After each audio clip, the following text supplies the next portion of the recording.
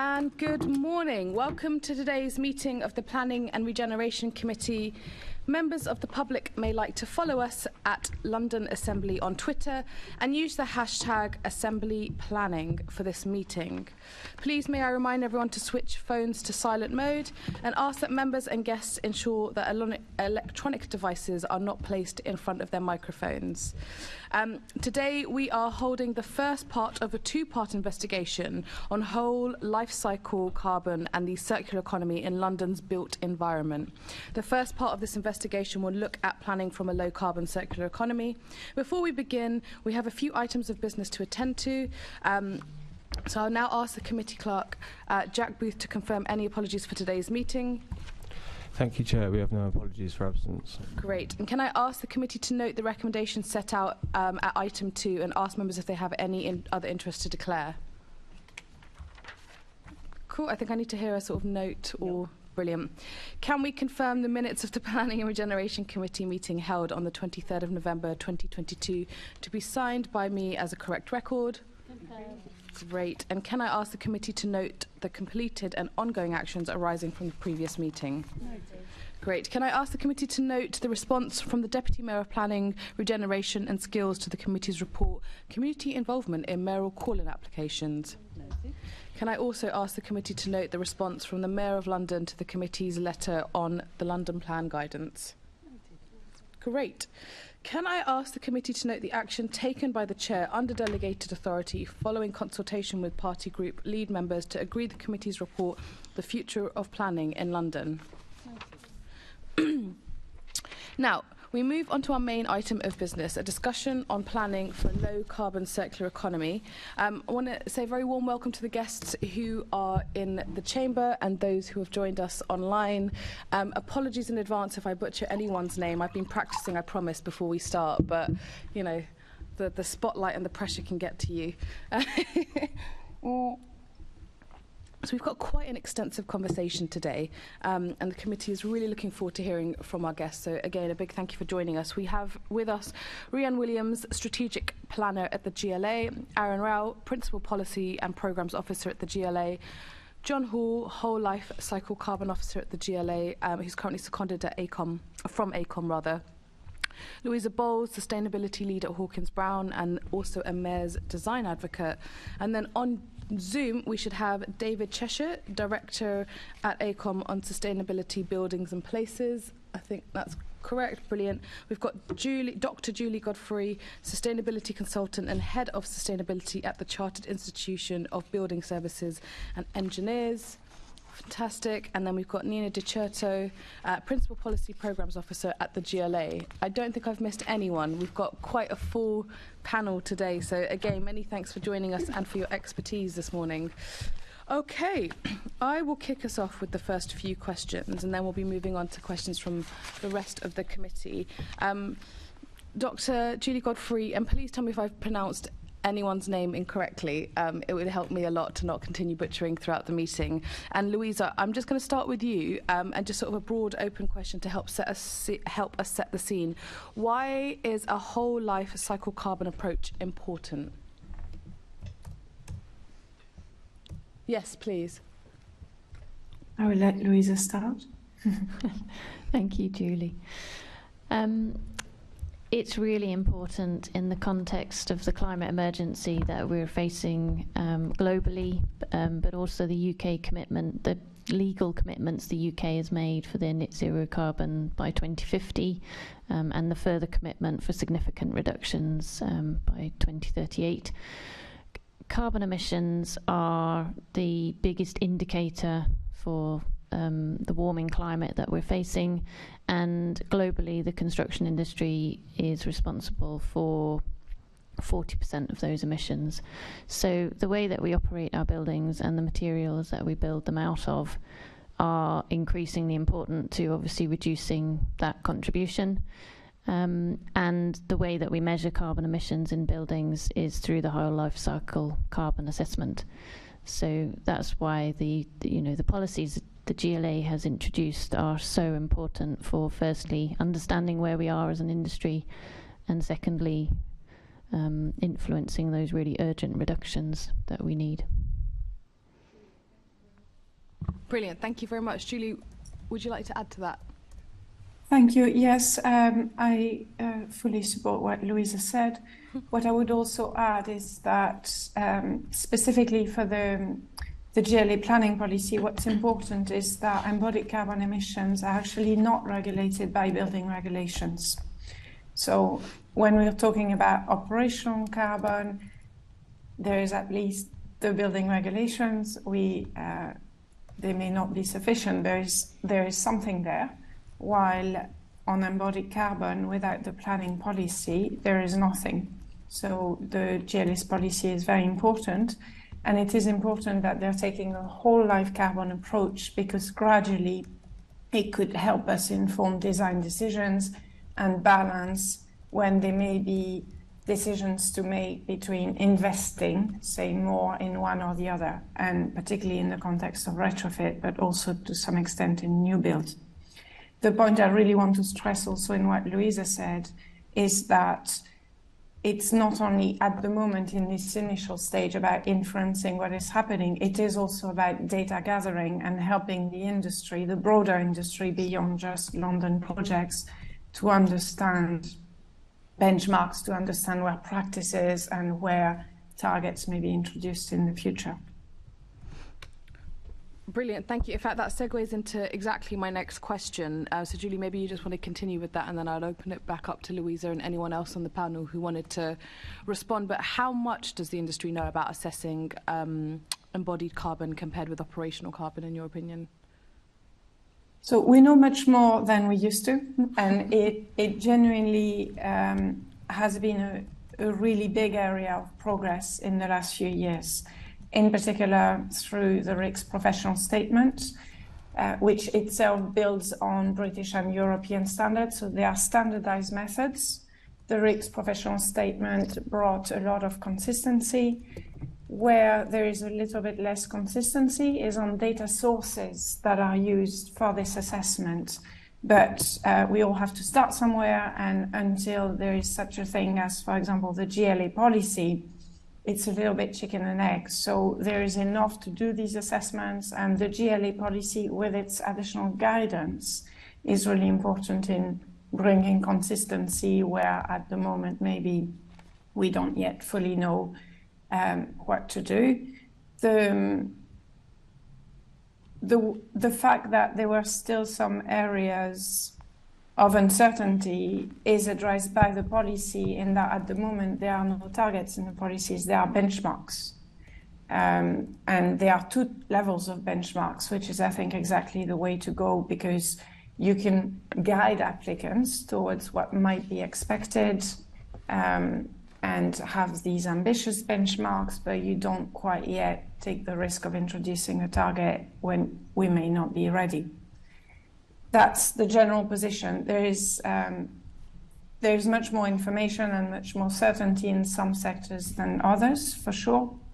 But again, this is where the policy can contribute to data sharing. And I think at the moment there is quite a positive loop between what the GLA is doing and what other bodies and industry are doing. So, for example, the Net Zero Carbon Building Standard Initiative has liaised with the GLA to build on what information the GLA may have been able to share. And by return, the Net Zero Carbon Building Standard will share information that could be useful to the GLA. So there's a very positive loop happening at the moment, I think. Okay, that's fantastic to hear. And Louisa, I'll come to you as well, but just to reassure GLA officers, will be coming next, obviously, to yourselves about questions in terms of how it sits in the London plan, but wanted to lay out the framing in terms of how the industry is sort of managing this conversation. Please. Yeah, I would support everything Julie's just said. She mentioned the RICS professional statement as the measuring methodology, which ensures that we're measuring consistently. And I think it's symptomatic of the increase in demand and the number of questions being driven through the policy introduction and through the increased uptake that there will be an update to that statement this year.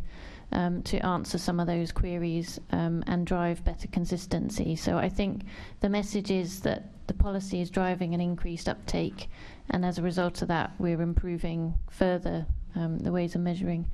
I think Julie also mentioned consistency being better in different sectors, and some inconsistency in data sources, which certainly is true.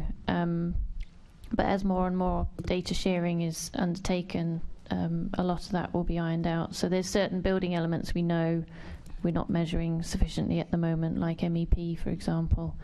But there are standards in place now to measure them. So, the drive has to be to increase the uptake of, particular elements where we've got gaps.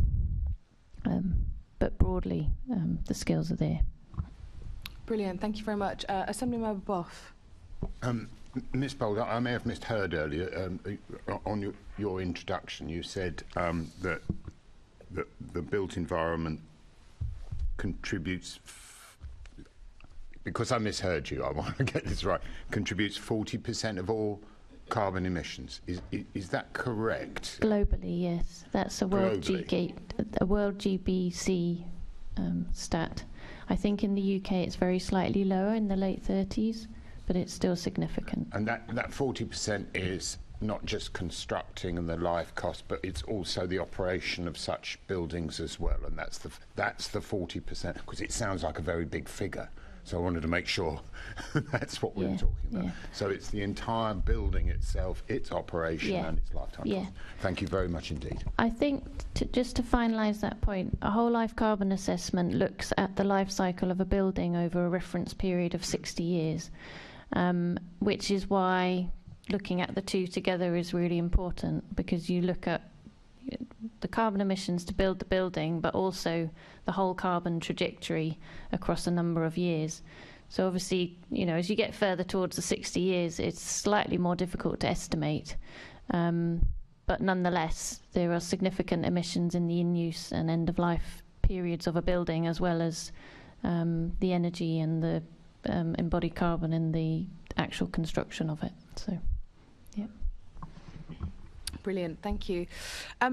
We wanted to also ask in terms of what the state of the industry in the UK is on the circular economy in building. So Louisa, maybe I'll just start with you and then move on to yourself, Julie, online. Sorry, could you repeat the question? Absolutely. So what is the state of the industry in the UK in regards to the circular economy in building? So the policies laid out in the London Plan and adapting to that.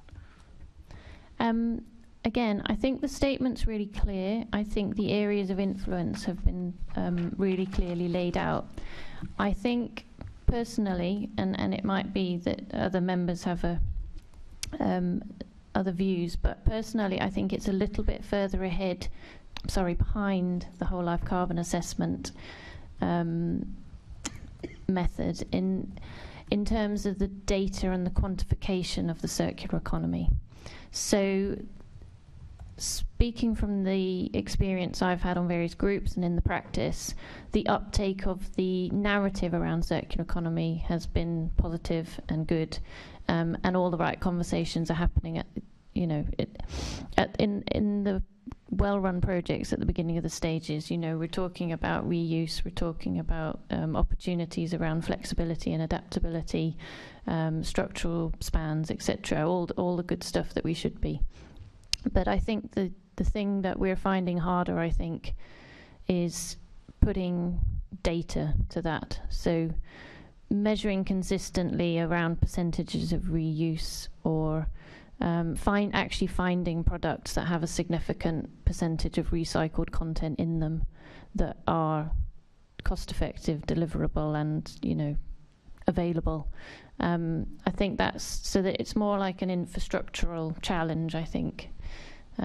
Where the policy needs to drive action, but it's it's over a prolonged time scale in order to generate the positivity that we need.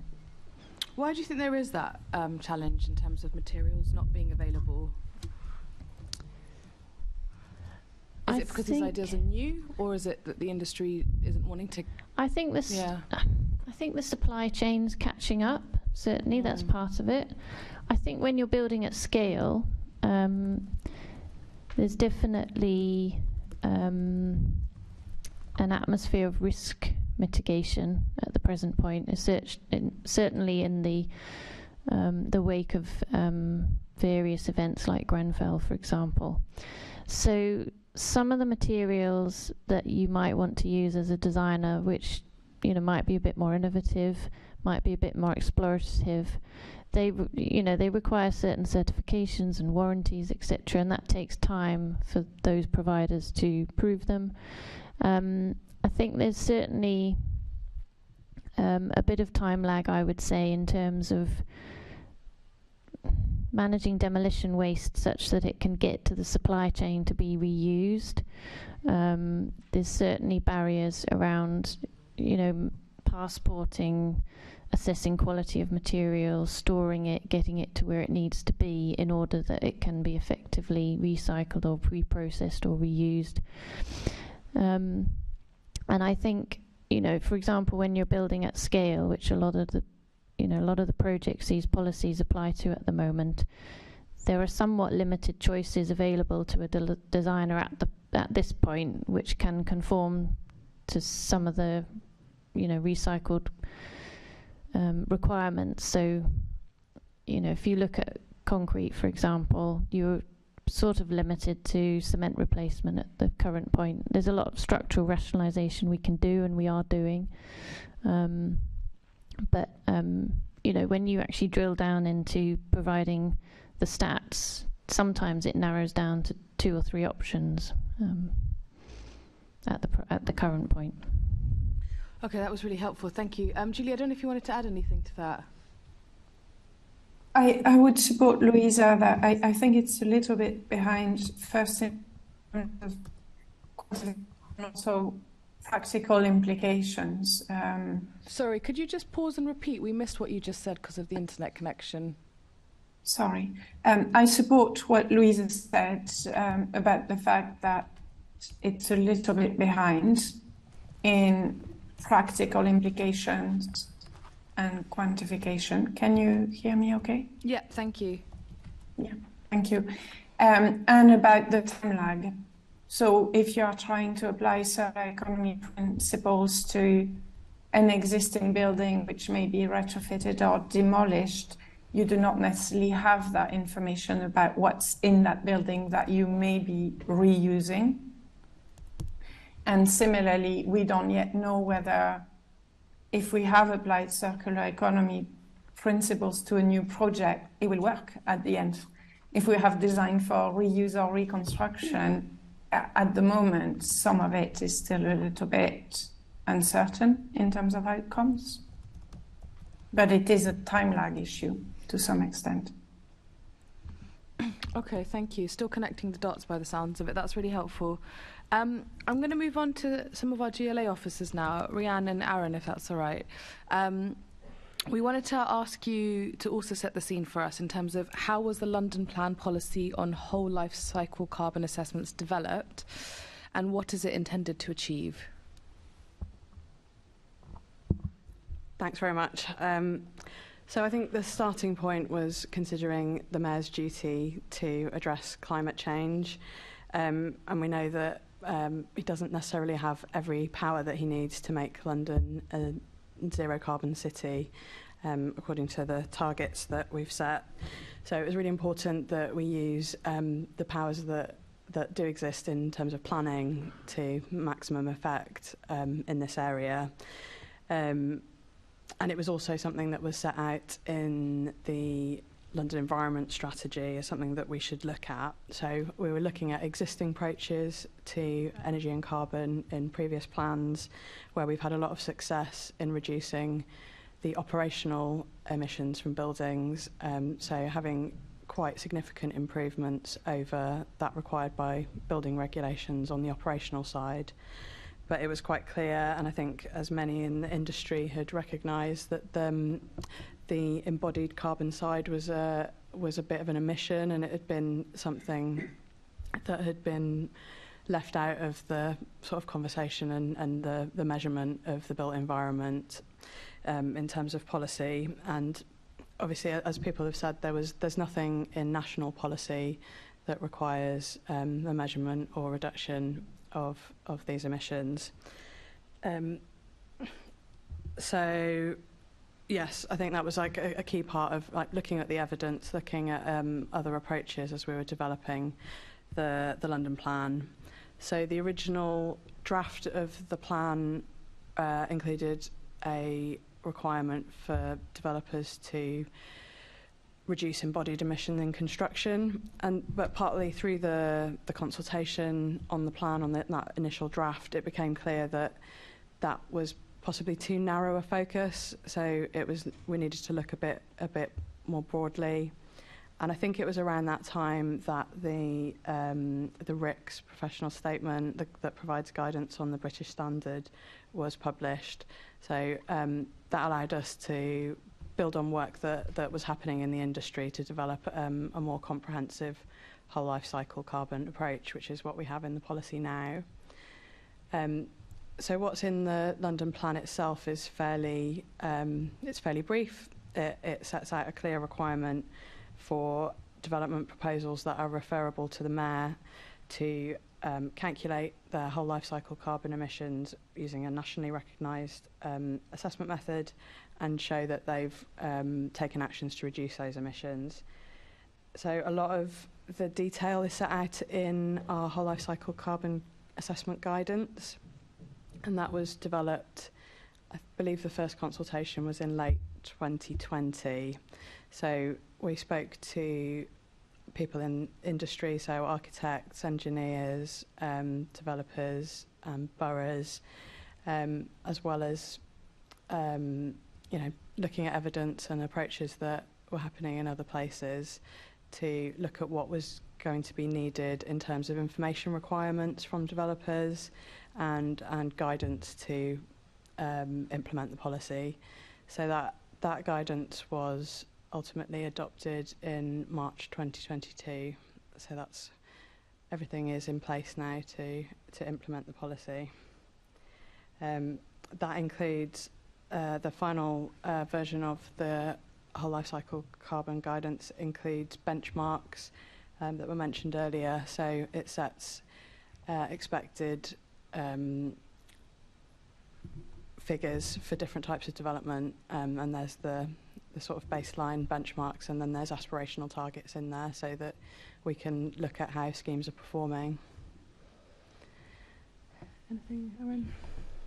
I just add on the first bit around operational carbon that as our policies across in London but also across the UK bring down operational carbon of of buildings, then the proportion of embodied carbon sort of impact of a building as a whole becomes bigger. So that's why it's something that we sort of know it needs to be acted on, because eventually there's a big part of the whole building's emissions that you aren't really accounting for if you don't take it into account.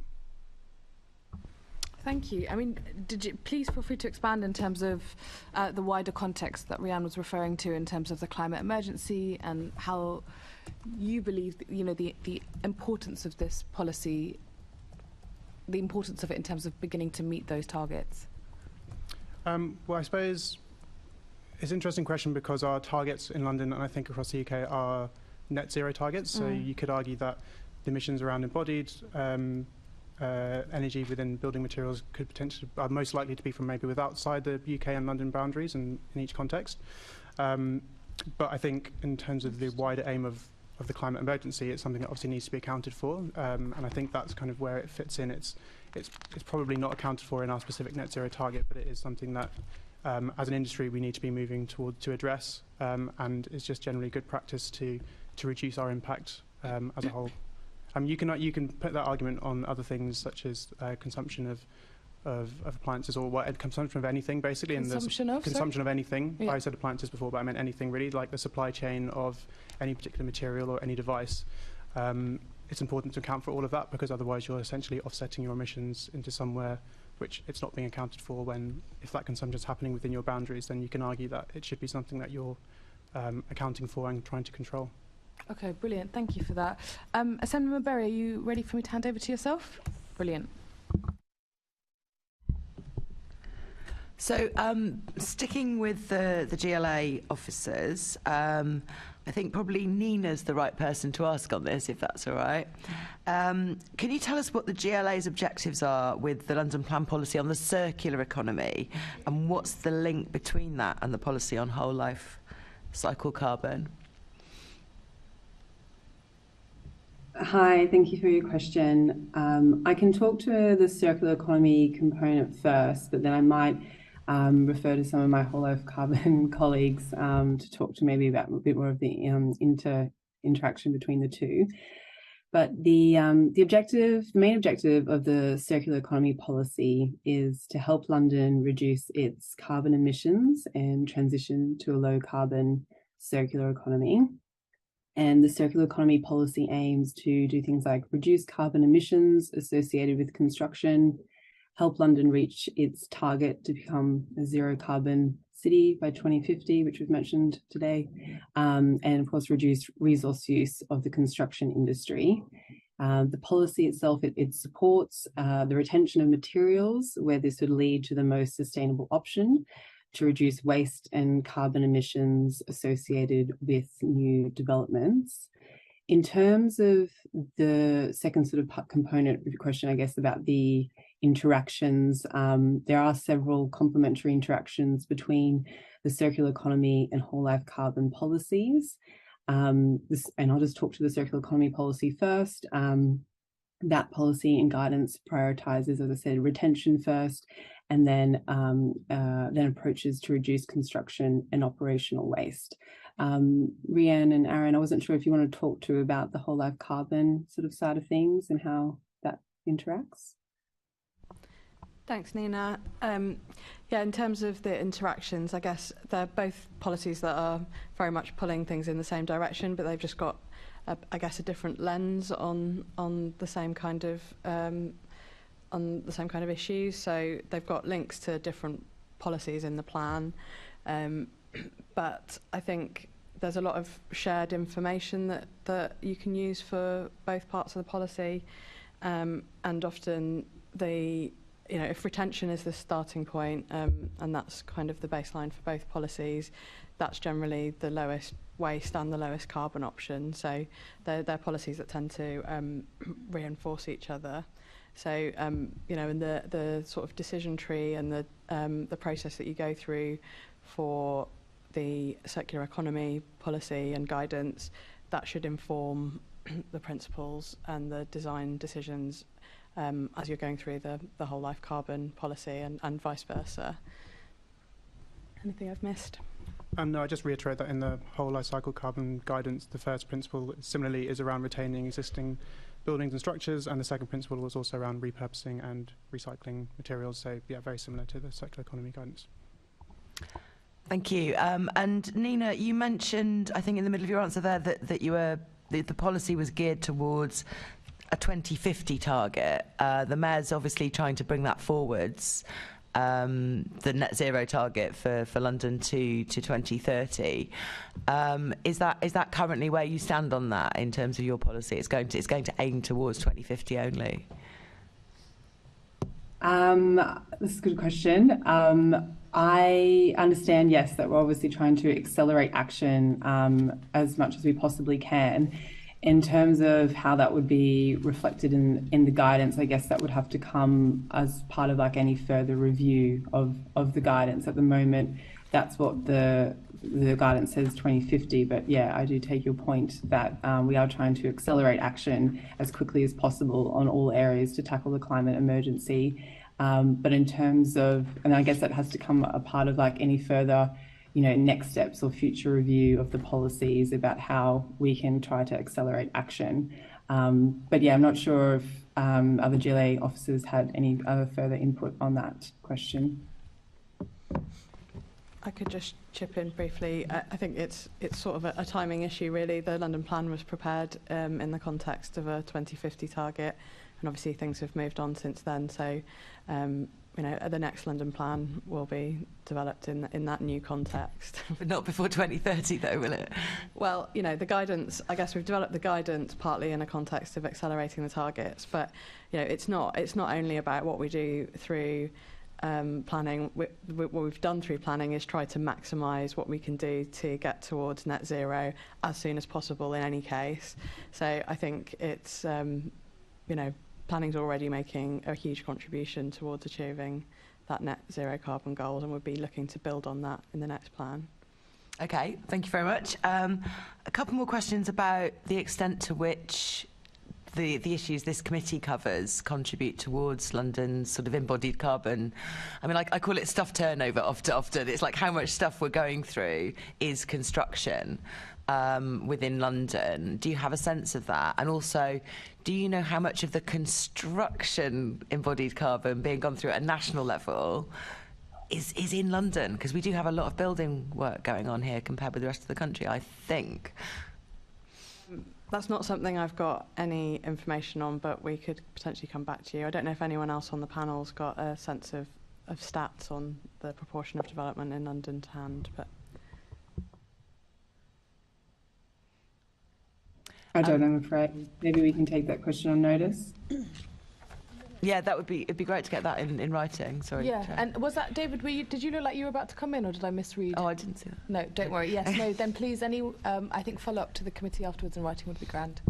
yeah, can you take a note of the question again so that we've got it, and then we'll get back to you. We'll write Perfect, to you okay. with the actual wording of the question, Yeah, great, I thank think, you. properly, yeah. So moving on, sticking with you, I think, Rhian and Arun, at a GLA level, we have policies now. How do they interact with national standards? I think you said a moment ago that there's no national policy that makes us do whole life carbon assessments, but are there relevant national policy goals that you've drawn upon in putting together those policies? Yeah, I think that's correct. It's essentially it's been a huge gap in this policy. Obviously, there's broader national net zero carbon goals, but the government doesn't have a clear path to us reaching that. No, I fished out the Committee on Climate Change's report. Right. This is their chart, and the green bit is invisible probably on the resolution on the webcast. That's where the policies are sufficient for manufacturing and construction emissions, and everything else on that chart ought to happen but isn't. Yeah, so I think we have been leading the way really in this, and we have been trying to share what we've done with other parts of the country. So for instance, we had conversations with officers in Greater Manchester and Bath and North East Somerset who've taken forward some of the approaches that we've had in London, which is encouraging to see. And we've also been talking to colleagues, government officers, sharing learning that we've had from developing the policy, and any data we have that we think might help inform what happens at the national level. So, for instance, we know that there's consultation planned on the future building standard, future home standard, and that the government do intend to consult on some form of national policy on embodied carbon. So we'll obviously be keeping a close eye on that and responding with anything we think would be useful. Yeah, and I just add also Leeds, another city that have specifically quoted the GLA policy as something that they'd look to try and mimic or adopt in whatever's most relevant to them. And Rhian's also attended the Environmental Audit Committee, I think it was last year, and the GLA policy was specifically quoted as being something that is moving the industry forward. So it's something that we're continuing to push as much as we can at national level, and then any other local authorities that are keen to engage with us on it. Okay, thank you. Obviously, one national government target we have, and that London has and is in the London plan, is the reduction in waste volumes. So that's not carbon from waste, but it is waste volumes. The target we have is not to export any waste by 2026. No, again, off the top of my head. And also to recycle as a percentage of the waste that we produce. Now, I don't think those targets are particularly strong and don't form like a strong basis for reducing carbon. In the end, we burn a lot of our waste in order to achieve those targets. Obviously, construction waste is not as burnable as other things. So are you looking at those targets as a way of trying to make sure that there's a reduction, at least in volume, of construction waste within policy? I'd say we haven't looked at those specific targets as far as I know, but the way the guidance is written is to minimise, well, in the building design, you design in as much, or you think about the end use and the reuse of materials and how it's demolished and how it's, what the waste volume is and how it's dealt with. So I suppose those kind of issues would come through, and as you said, sort of trying to minimise the overall waste and reusing as much material as possible. But I guess in the whole life cycle carbon guidance, it looks at it from a carbon perspective. So perhaps the circular economy guidance, which I'm not as familiar with, might look at it from that lens as well. But I don't know for sure. I think we have. Is it? I haven't got the guest list in front of me. Is it David on the line there from AECOM? Yes. Yes. Hi. Yeah. Just to say, in terms of the circular economy statements, we are now requesting that people provide us with tons of waste estimates for demolition, excavation and construction waste arisings, and those estimates are then reported. And when we did the original draft of the guidance, we have a year's worth of data that was collected based on those reports.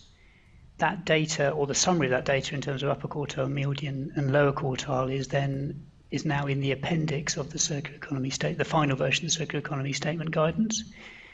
So they're not targets, but they are used as part of the assessment of circular economy statements now, and we are,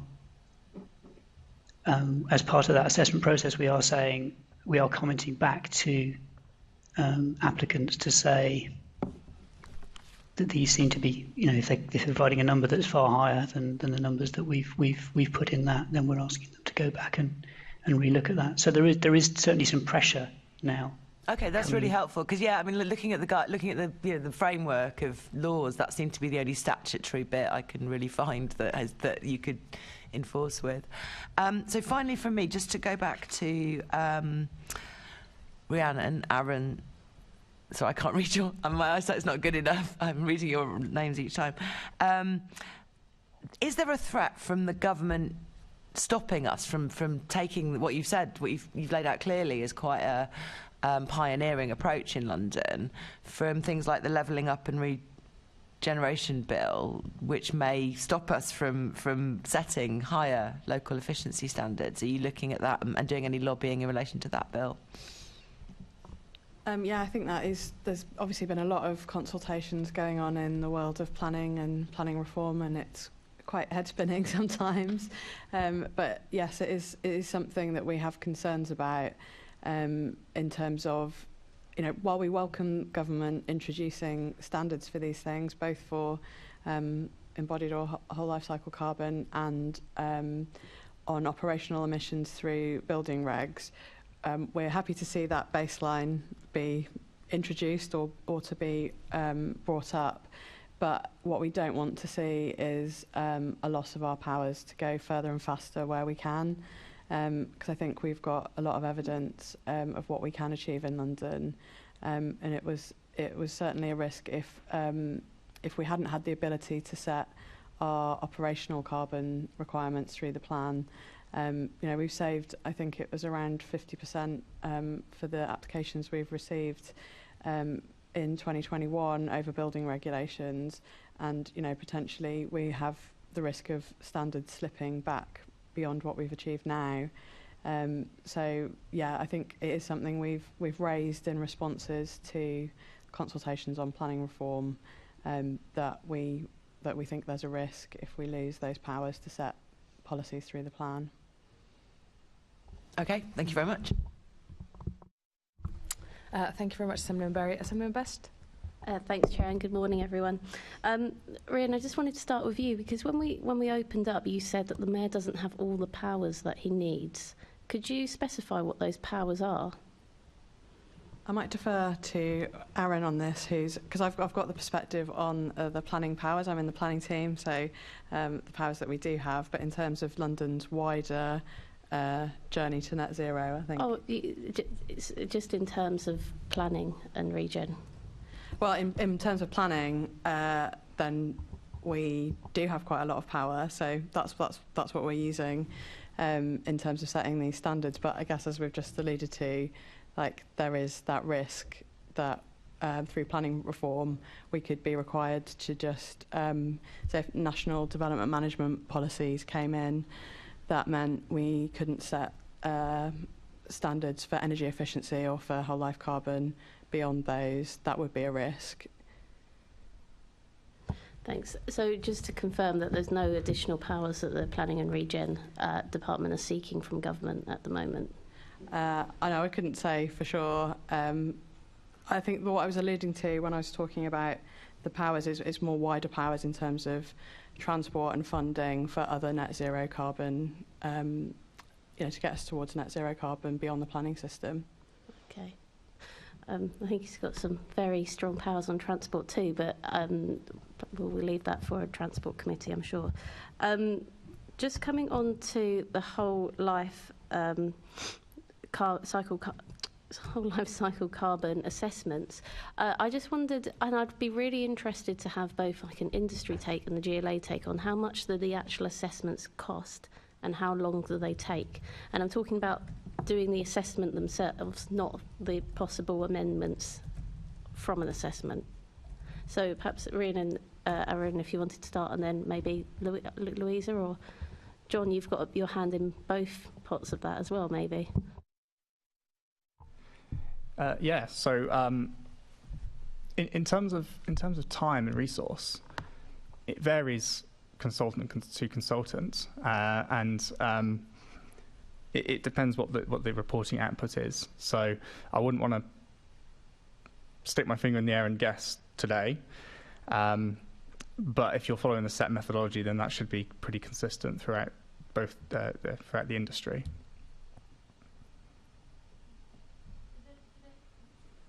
Is there anyone that would be able to put Louisa?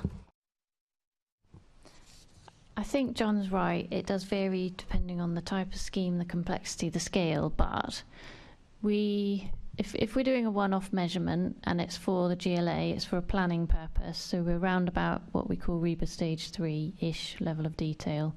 We normally ballpark allow about 2 weeks from design freeze. I mean, that's a ballpark. The bigger the scheme, the longer it'll take, because you basically have to trawl through every construction drawing that the team have done. But just to give you somewhere to start with.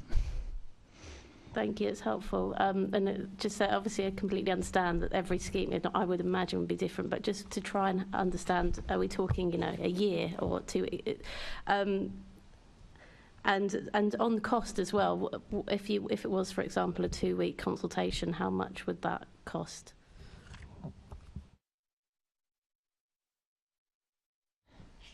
I mean, again, I think I would. It might be better to take that offline, because I only know what we priced them at. I have no idea what another consultant would price out, because at the moment there's no sharing. So happy to take that offline. But I think it also depends on the process that you're going through in a project, because some of our projects, our clients are really embedded in the process and they want us to do, effectively follow the project all the way through and do what the GLA are recommending and do a pre-assessment and benchmarking and look at reduction initiatives all the way through the design stage. And some clients are a bit more light touch, one might say, and they do a measurement, they do almost a measurement to record at the end of the stage, and they may take some of those recommendations forward.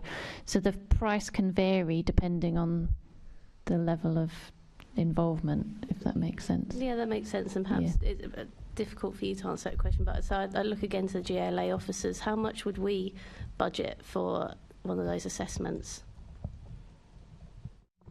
Well, I guess we're not doing the assessment, so that's not something that's not an angle we're coming at it from. But in terms of developing the policy, I think this was considered as part of the overall sort of consultant fees, and there's a whole lot of different information and reports that developers need to prepare to submit with their planning application. So there's a sort of overall consideration taken on for the costs to a developer for preparing all those reports in the round.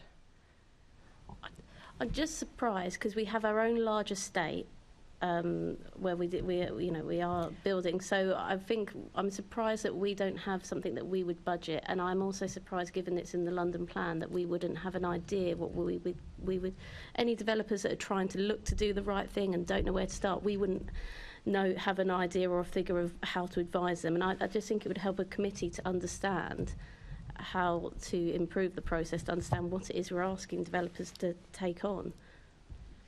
I think we've been quite clear. Sorry, and to clarify, like, I can't speak to any development arms of the GLA or housing or anyone that's producing things that would need to comply with our policies. I'm coming at it very much from the London Plan policy side, and as I said, in terms of costs, we've taken into account the reports that developers need to produce in terms of the viability assessment, but the guidance we've produced obviously does set out quite clearly what the requirements are, so that developers can go and find an appropriate consultant or an expert to provide that report for them. No, thank you. As my answer remains that I am surprised, is all, that we wouldn't be putting a figure on that. And Louisa, if I could come back to you again, this was covered earlier a little bit, but if you was something you wanted to say in more detail, and I'll come to Julie after as well, whether in your opinion should the GLA's policies be adopted elsewhere? Elsewhere in the UK? Yeah, okay. I think the simple answer is yes. As Julie said in her introduction, embodied carbon is not regulated at the moment. And even with the massive benefits the GLA policy has brought in, there are still no limits. So there's benchmarks, as Rhian said, and aspirational targets, but there's no regulatory limit on there either. So there's the initiative to push and introduce another building regulation that's been put through Parliament for reading, and that would bring it into the building regulations with the idea that it would require a more national programme of whole life carbon measuring with limits set further into the future once there was confidence to do so. I think Rhian and Arun spoke earlier to the fact that an increasing number of other local authorities are already talking to the GLA team about how they constructed the policy, the benefits they've seen, and how they might do something similar. So there's definitely interest. The majority of local authorities, I think, that we've looked at have set net zero targets of their own within their own locality. So many of them are targeting something like 2030. And as we've said here, construction carbon especially forms a massive part of what you would logically term as net zero carbon performance, but at the moment none of those emissions are being measured or recorded. So there is a risk in the wider UK that many local authorities have net zero targets but are emitting a lot of the emissions related to what that means. Thanks, Louisa, and I'll look to Julie as well online if you wanted to add anything further. Thank you. Nothing to add on what Louisa just said about adoption in other local authorities. That will always help, not only carbon, but skills and data. What I did want to add is on the resource implications, without putting a quantified cost, but the resource implications of the whole life carbon assessment. I think the way Louisa put it as a time implication is probably right. I think Louisa was probably referring to the main part of the assessment, the additional work, i.e. the embodied carbon assessment. The whole life carbon assessment. Sorry, You're right. When we do a whole life carbon assessment, we often measure. We will take charge of measuring all of the embodied carbon emissions, and we will look to our engineering team to input on the operational impacts, which we then convert into carbon and put into the whole life. So, Julie, you're absolutely right. There's a component from the other team members. Yeah, thank you. Yeah. So to add to that, the operational carbon element varies in that. In housing, at the moment, the policy allows operational carbon to be assessed using the building regulations calculation. And that calculation is needed anyway for the energy statement. So there is no additional cost for housing schemes.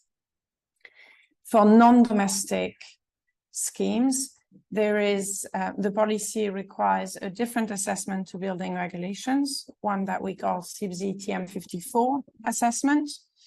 So that is additional to the building regulation assessment required for the energy statement. But the TM54 assessment is also required for B-seen policy. So it's an additional cost, but not fully attributed to that one whole life carbon policy. It has lots of other uses for other policies. I just wanted to clarify that point. Thanks, Julie. We're going to move on now slightly onto the London Plan in action in this policy, and I'll come back to the GLA officers if you want to decide who's best placed to answer this. But what are applicants required to do under the whole life cycle carbon guidance, and how many of those assessments have been submitted so far to the GLA?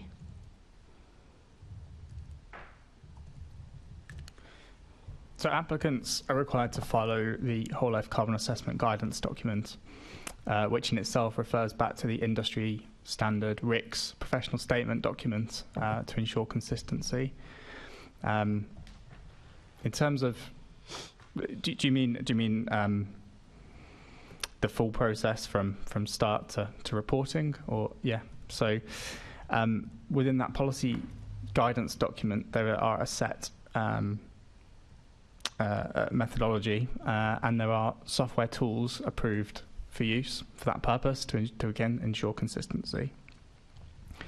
So a consultant will prepare a building model using this software tool, which will encompass all of the building materials within that building project, that scheme, and within that software tool that'll be backed by a range of carbon emission data from environmental product declarations or from other upstream database sources.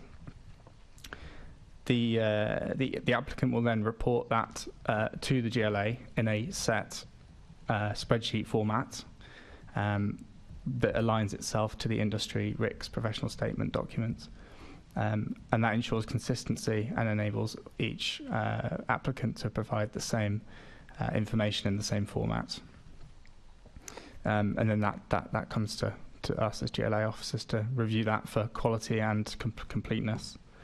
And then I think the second point was around the number of and I don't think, looking at my colleagues here, we have those stats to hand today. Is that right? Yeah, so we produce an annual monitoring report of all the referable applications and what we achieved, and that's currently being put together. We kicked off the process for that about a week ago, so we can get that number to you afterwards.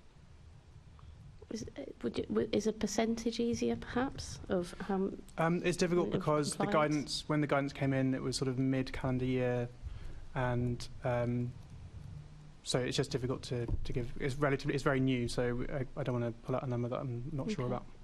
Sorry, did you say that was in a couple of weeks? It would be. That's when we kicked off the monitoring report process, but we can streamline getting the number of applications, so we should be able to get that to you. Brilliant, thank you.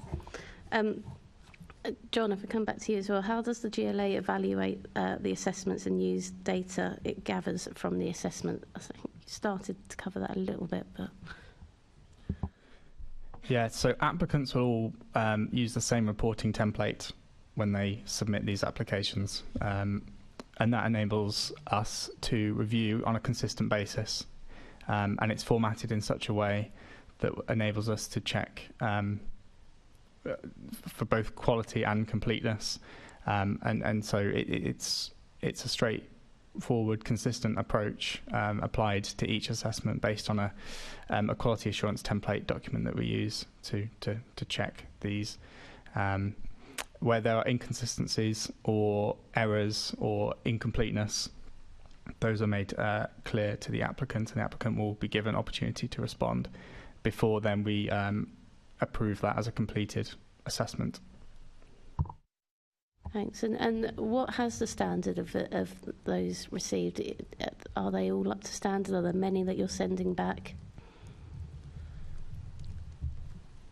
The whole life carbon within the industry is relatively still new, but it has significantly improved over the last years. The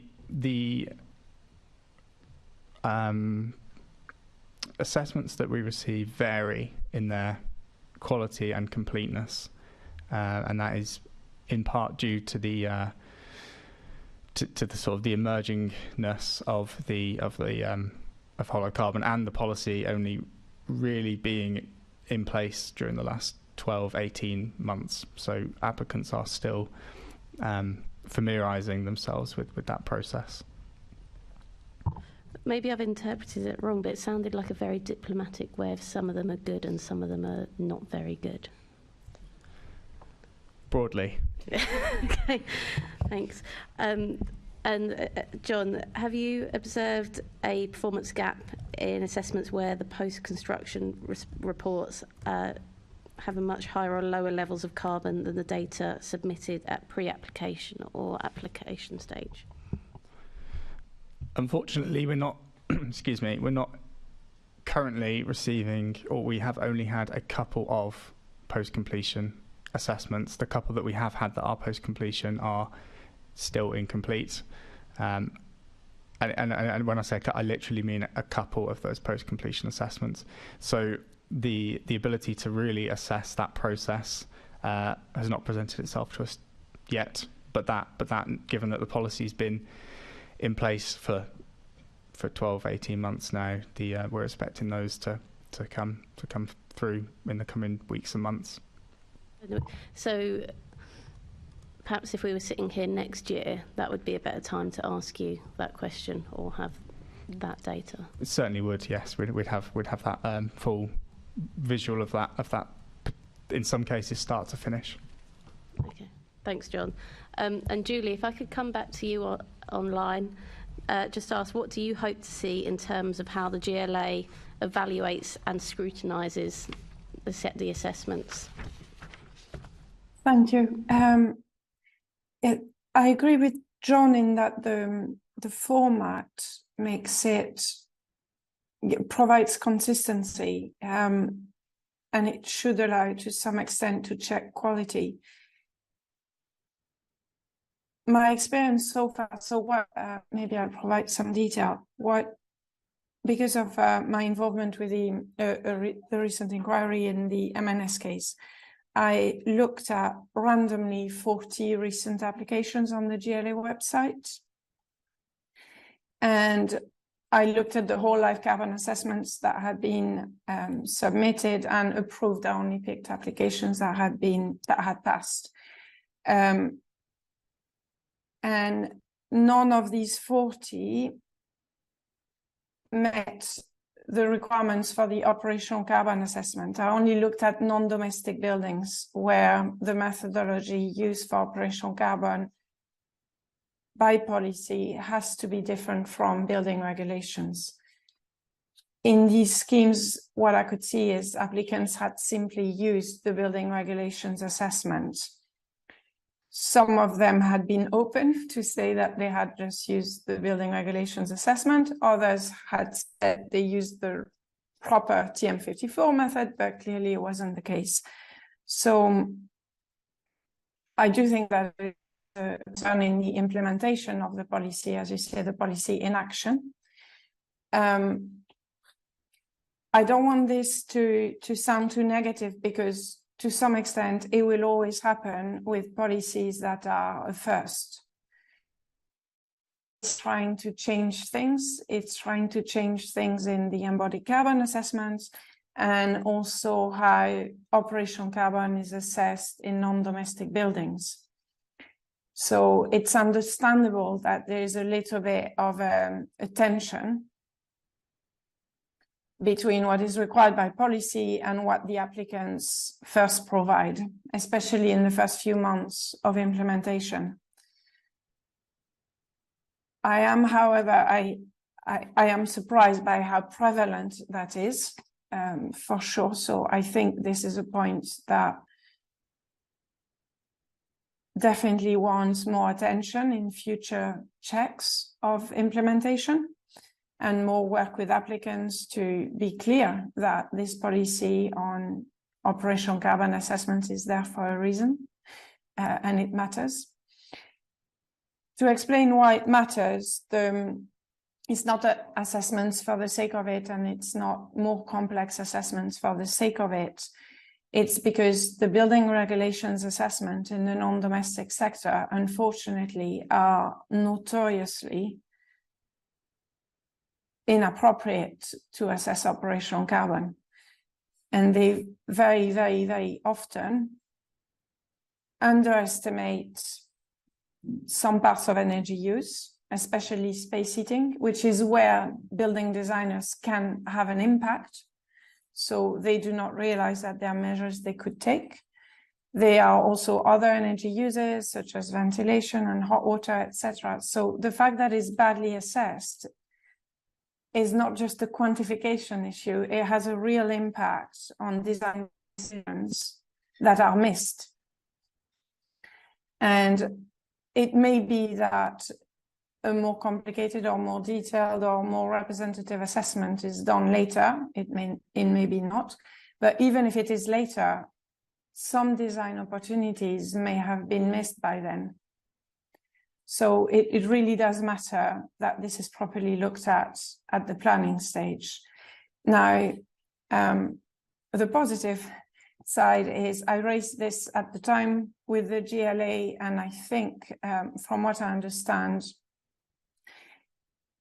some applicants, if it is raised to them that the assessment was improper, applicants tend to say that it's because the TM54 assessment is too complicated or too complex. It doesn't have to be the case. To go back to your issue on cost, a TM54 assessment is not necessarily at this early design stage more detailed. It is just that you change some assumptions to be more representative of your building, as opposed to being set by the building regulations assumption. So we've agreed with the GLA that as CIBSI, we would provide a very short addendum guidance on what these assessments should entail, and that should help both the applicants and the GLA officers when they review schemes. I really think it's an important area because important design decisions and opportunities are missed, both in new build and very importantly in retrofit scenarios. I would be happy to provide more explanation or evidence, but I'm aware I'm becoming a bit techy. So, no, but I think that detail on what is making it complex, that the committee would be really interested for our report. So could you send that? But I saw Assembly Member Berry, I think, is itching to clarify something with you. I was just really interested in what you said about looking at whole life cycle carbon assessments in some detail. Was one done for this building, the one we're sitting in right now, when the refit of this building was done? And if so, have you looked at it and what do you think? Didn't spot it. It might have been. I didn't spot it among the 40. I could have a look and get back to you on that. Do any of the GLA officers know if that's been done? Or it'd be a useful case study and ideally an example of best practice if so. But I'd be really interested to see that. I mean, it's probably at the stage now, we moved in about a year ago. It's probably complete at this point and you should have it. Yeah, I don't know off the top of my head, but we could definitely have a look. I'm pretty sure it's square meterage is enough to be referable, is that right? Looking at my planning expert over there in the committee. Yeah, I think it'd be useful for the committee to look at that and see if we used better practice than the sort of broad averages that Julie's talking about there. Yeah, I think if officers are up for following up with the committee with that information, that would be grand. Did you want to come back in Assembly? Yeah, sorry, I'll just try and be really quick. Perhaps it might be interesting to get different perspectives on this, but how with whole life carbon assessments, how do they interact with other planning assessments, such as viability of a scheme or affordable housing? Is there ever competing interests, or does one ever trump the other? How does that relationship work? I think with every planning application, you know, a case officer's ultimately got to look at all the information and all the policies in the round and make a decision that's balanced. So I don't think any one thing trumps anything else. They've got to, you know, assess each scheme on its merits against the policy requirements, and sometimes there might be tensions between particular policy areas, and ultimately they've got to weigh up that balance to make a recommendation.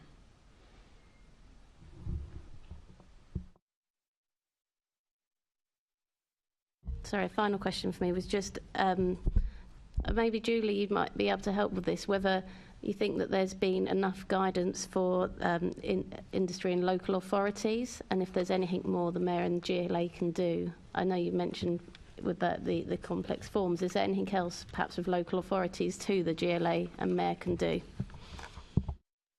I will let Louisa speak about embodied carbon, but I think the guidance is already quite useful. On operational carbon, I think that one piece of guidance we've identified with the GLA about what is reasonable to expect at the early stage is probably the key. So it's quite simple, but as always, we're very happy to hear from the GLA and their officers if they think there's something else that is needed. We, as CIBSI, if a piece of our guidance is difficult to interpret or is perceived as an issue during the verification of compliance, and we are always very open to hear if there's something else we could do. Thanks, Assemblyman Best. Just before I pass over to Assemblyman Baker, I just wanted to quickly come back to you, John, on something. Assemblyman Best was obviously asking you about the difference, if you could ascertain, sort of with your stats, when we've seen WLC assessments and whether there's a big difference in terms of higher or lower carbon assessment post construction versus the data submitted before. And I know that you sort of said that you wouldn't really be able to give a detailed answer until maybe a year's time when you've got an accumulative amount of data around that. But I do wonder if you could begin to identify some trends, because naturally, I think rather than waiting until we're much later in the stage of those assessments, in terms of it being policy, it would be good to be able to try and identify those trends as early on as possible so we could think about where the discrepancies are. So I was wondering if you could actually elaborate on so far whether you can spot any trends. Yes, well, I mean, it's without having the data there, it's difficult to know. But I think what we think should be happening is that whole life carbon narrative trajectory should reduce, because more will be known at the point of post-completion about what the products were used within that building. So rather than calling on average data sets that you might do at the planning stage, you'll be using carbon data from known data sets. And if the applicant is targeting that same result at the post-completion stage, then they should be going into the procurement stages of that building design and construction, targeting those lower carbon options and being able to capitalise on those. What the applicants do have to do at post-completion is provide a statement where there's any discrepancies or differences in the result that was provided at the planning stage. So the applicant will be aware that they will need to be demonstrating some sort of narrative on that progress and that trajectory over that time frame. And that statement would justify why there's discrepancies. It would. That's the yeah. And as I say, we don't have any to provide as an example, but if that number's higher or lower in against the benchmarks, they should be able to work out from their modelling where that is or why that's occurred. Yeah, and please excuse me, I just want to get really into the specifics. So you say you don't have any, so that's to say that there are no WLC assessments submitted thus far? Because my understanding was there were. At post-completion? Yes. We have perhaps 2. Yeah, and based total. on those 2...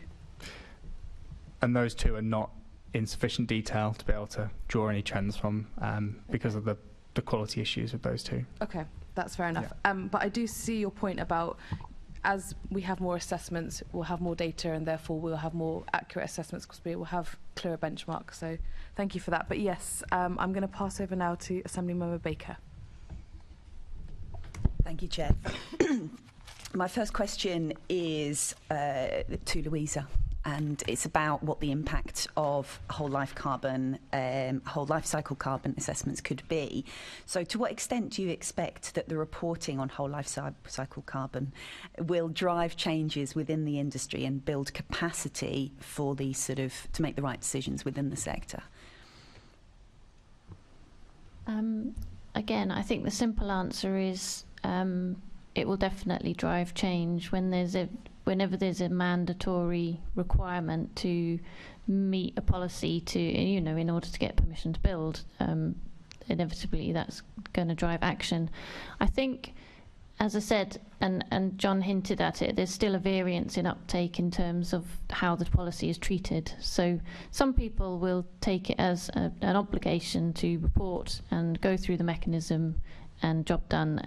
But many clients are starting to realise that actually there are wider benefits in adopting the process in a slightly fuller, more integrated way.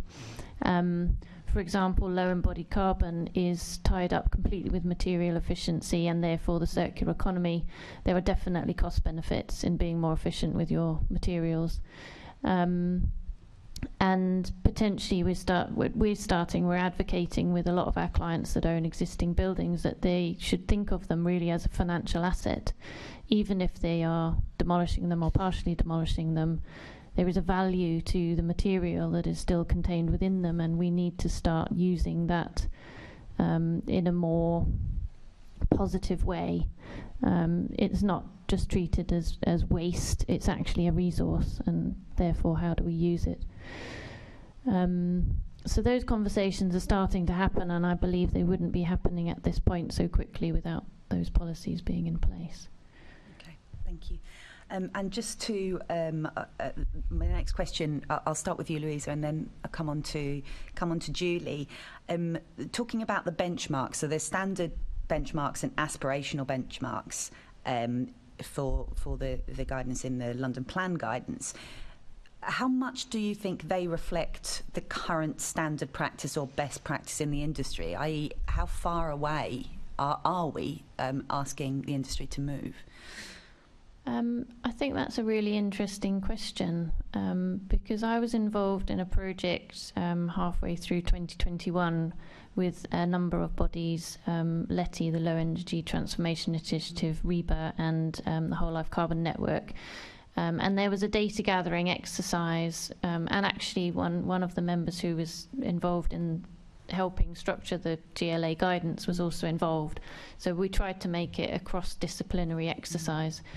There was data gathered, not at that point, not enough probably, but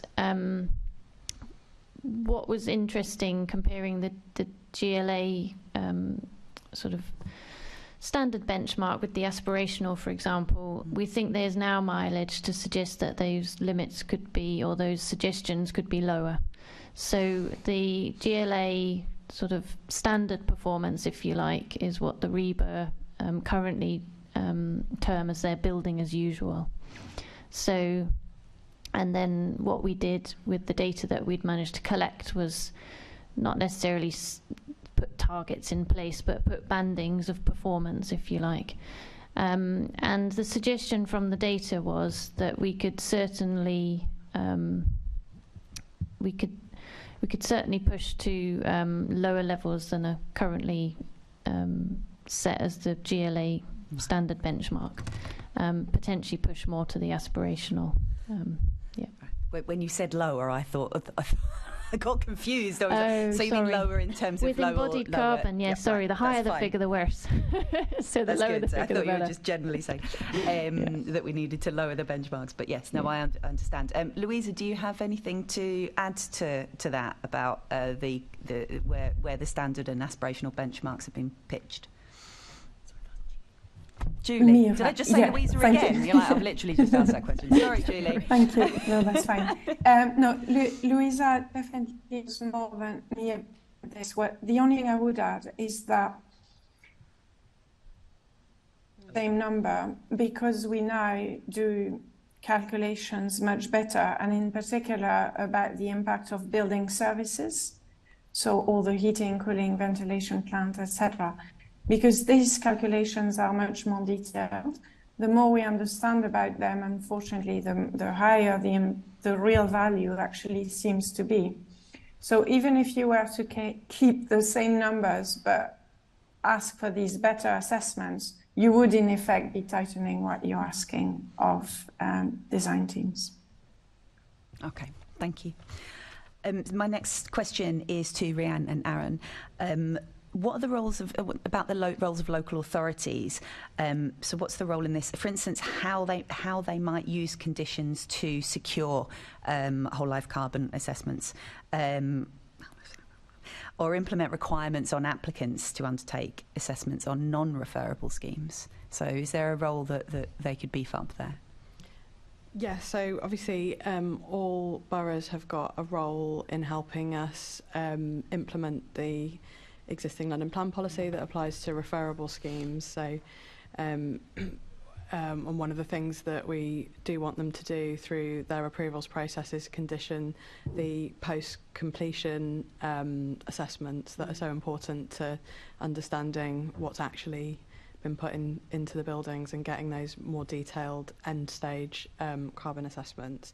So that's sort of within the context of the current London Plan policy, but we are encouraging boroughs where they can to implement the policy and use the guidance and the principles in that to other scales of development through their local plans. So you know, and we've offered a certain amount of training to boroughs, and also the guidance itself is a form of, you know, helping them think about how they can apply that at local scales. So, you know, we have conversations with boroughs through the sort of local plan review process where they're thinking about putting that in their local plans, where they think they can implement that at a smaller scale, basically. So yeah, quite an important role for them. And are you seeing, not asking you to name names or anything, but are you seeing a reasonable level of interest? What are you seeing at the moment for local authorities? Yeah, I couldn't name all the boroughs that have put small, but we could probably get back to you on that. Yeah. But yeah, we're certainly seeing. I guess it's a long and quite slow process to put a London plan or a local plan in place. So it is something we're starting to see with emerging local plans at the moment. Yeah, so it's definitely something that is happening. Arun, do you have anything to add? Nothing much really. I think that covered everything. That's fine. Speaking as one. Just to follow up, what proportion of overall planning applications submitted in London are referable under this assessment? That's not something I have off the top of my head, but that's, I'm sure, something we could quite easily somewhere. get information on. Yeah. So put that on the list. That's fine. I think the list's going quite long. And my final question again to Rhian and Arun. Obviously, the next London Plan won't be in this; it will be in the next mayoral term. But how would you anticipate the policy and guidance evolving? Yeah, obviously we can't speak for what the next mayoral administration will want to. Maybe how would you like her to see it? Yeah, certainly. I think there's obviously an intention with us developing the guidance and those benchmarks that are in the guidance to move towards that kind of approach. So potentially to set targets through the plan itself. So we'll obviously be looking at all the data that we're gathering over the coming year and beyond to see how that will inform any changes to those benchmarks and any changes that we'd need to make to guidance or policy. So I think we'll have a lot of really useful information at the time that we're drafting the next plan. Yeah, and I'll just add that I think the way the guidance and the policy has been originally implemented was very much as a starting block, a way of gathering information that we can use to make sure we can make the right approach in the future. And I think the points that Julia was mentioning earlier around application as well is really, really valuable to us, understanding how it's being received, what the challenges are and how we can best support industry and local authorities as well, and making sure that the policy is being applied how we want it to be applied, rather than just being seen as a tick box exercise, because that's not what we want from, that's not what we want the outcome to be, essentially. Thanks. Thank you. Back to you, Chair. All right, fantastic. We are whizzing ahead. We are actually going to take, I think, a short break before we return to talk about circular economy statements. So I'm just going to adjourn and bring the committee back at 11:35. Thank you.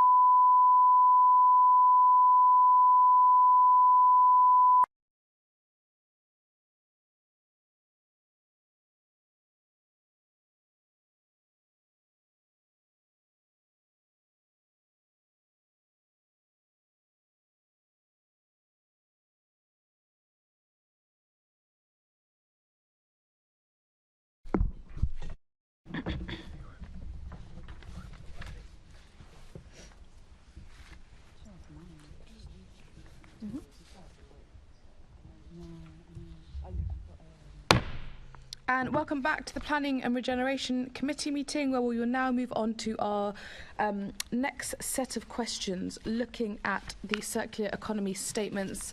Thank you very much to our guests for staying with us and not running away. We've really enjoyed hearing your expertise on this so far. And yeah, look forward to hearing more around, in particular, circular economy statements, and then we will be moving on to discussing options for retrofit versus demolition. So I'm going to start back with Nina and David, if that's all right. And I wanted to ask, how does the GLA plan to scrutinise and monitor the circular economy statements? Nina, shall I start with yourself online? Yes, certainly. Thank you for the question. David's probably a slightly better placed to answer this question, given his role in assessing the application. Sure, so. I'm happy to switch round. Do you want to lead off, David? Yeah, absolutely. Yeah, so it's very similar to what John was saying around whole life carbon. So basically, we receive circular economy statements from the applicants. And then we have a pro forma that we use to assess them against, which is all based on the circular economy guidance. And we provide comments back to the applicants on the completeness of the statement and review it against the benchmarks we talked about. And then they have an opportunity to respond. So that's basically how it works. There is also a spreadsheet template that they fill in. So they have to, I was sort of asking another question as well, but so they prepare a circular economy statement, and they also have a spreadsheet template that they complete, which has helped a lot to ensure that the information they provide is complete and covers all the things that we need. Fantastic, thank you. Nina, did you want to add anything in terms of additional forms of ways of assessing those statements, scrutinising it, that you think the GLA should develop, needs to develop? I think at the moment, given what has already been previously said, the policies were introduced, fairly recently, only last year, and I think we need to sort of, and we've discussed about even perhaps maybe in a year's time from now, we'll have more data to reflect on to then understand how we might want to revise, how we do evaluate and scrutinise. But at the moment, we're applying the processes of how we were going to evaluate and scrutinise based on the policy that was just introduced. So in terms of how that might evolve, that is possible. It could evolve in future years, but yeah, for the moment, we'll just have to see how these first assessments go. Okay, thank you. Yeah, Asema Berry, do you want to come in? Yeah, can I ask, David, you mentioned that you feed comments back to the applicants after assessing the statements. Are those comments included in anything that's published alongside the planning application? Are they published in full or included in the stage 1 reports or anything like that? Can we read them, is essentially my question. That's a good question. I'm not sure how that works. So we submit them back to the development officer, and then the development officer passes on those comments to the applicants. They would then what we normally ask is they update the circular economy statement to address all of those comments. So I suppose at that point, that would then be the revised submission would then be public. I'm not sure what happens to the comments in between. Okay, is it possible? I don't know how many there have been so far. Presumably about the same number as for the other statements that are going ahead. Would it be possible to get a summary from you of the kinds of comments that are being fed back? That would give us some clue as to how things are going. Just to come in, I believe the comments are actually private that are fed back to the applicants. That's why I'm asking for a summary, maybe anonymised, but just the kinds of feedback you're giving. Does that make sense? We can take that away and come back to you, if that's okay. That would be useful. I mean, yeah, obviously things that are redacted and maybe not, with specific details removed, that would still be helpful to see. Yeah, no, absolutely. I'd echo Assemblyman Berry's comments. I mean, again, it comes back to that idea of being able to identify trends as early as possible, to identify what areas of improvement we need. So any follow-up to the committee that you could bring on that, Nina, would be grand. Assemblymember Boff. Could I ask why they're confidential, those details?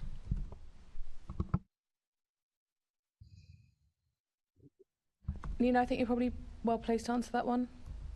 I believe that's because of the exchange, I guess, between the assessor and the applicant. There's, I guess it's not that it's like they're made confidential, it's just the process in which the information is exchanged is not on any public platform, so it's not readily accessible to the public. And I guess there's just quite maybe a bit of an administrative task to sort of collate such information. But as I said, at the moment, I understand that, yeah, essentially they're private because there isn't any public document that they're published on at the moment. But we can take that, happy to take that question on notice and find out what the intention is of like how we want to collate feedback going forward. Yeah, I think that'd be great, because I think it does sound like you've actually distinguished between documents that are sort of private versus confidential, which I think has different legal implications. So I think if as much of that information that could be shared with the committee, and we'd be happy to keep that conversation private, but as you can see, we're obviously invested in thinking about how we develop and improve these policies, so that information would be very helpful. Thank you. So I just want to move on to Julie and Louisa and talk about this in the context of industry and best practice. So to what extent are the circular economy statements likely to promote industry best practice? And how do we ensure that they can help drive change within the industry? I don't know who wants to go first. Louisa, you're leaning forward. I'll pass over to you. I think I said in my introduction, I think the broad structure of the guidance and the strategy is absolutely correct. So I think a lot of what we do in the practice, or a lot of what I talk to people about around the circular economy, is trying to break it down into manageable pieces, because it's essentially the circular economy, it touches the whole life cycle of a building or a product. So what the guidance does is try and break that down, so which is helpful, I think, for generating the right conversations at the earliest stages. So the idea about designing in layers and not designing in a mechanism that's going to prevent you from either replacing something in the building without damaging something else, or prevent you from reusing pieces of the material at the end of life of that product. So that's definitely something that's gained traction. I think also traction's being gained around the idea of designing in adaptability, so regular structural grids, from the carbon side, looking at the size of those spans and what we expect as what we'd love to design as designers, but with our material efficiency hat on. So I think they're definitely driving the right conversations.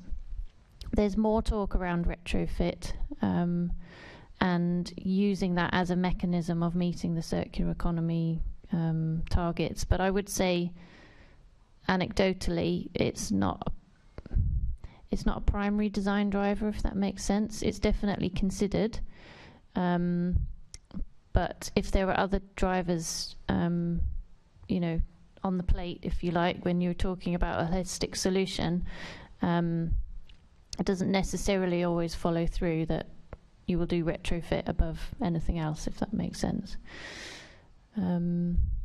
I think, as I said in my introduction, I think for us as an industry, it's more the quantification at the moment and the consistency of being able to quantify the circular economy measures that are taken are firstly being measured consistently, secondly actually achieving what we want to achieve and adding value. That's proving quite difficult, I think.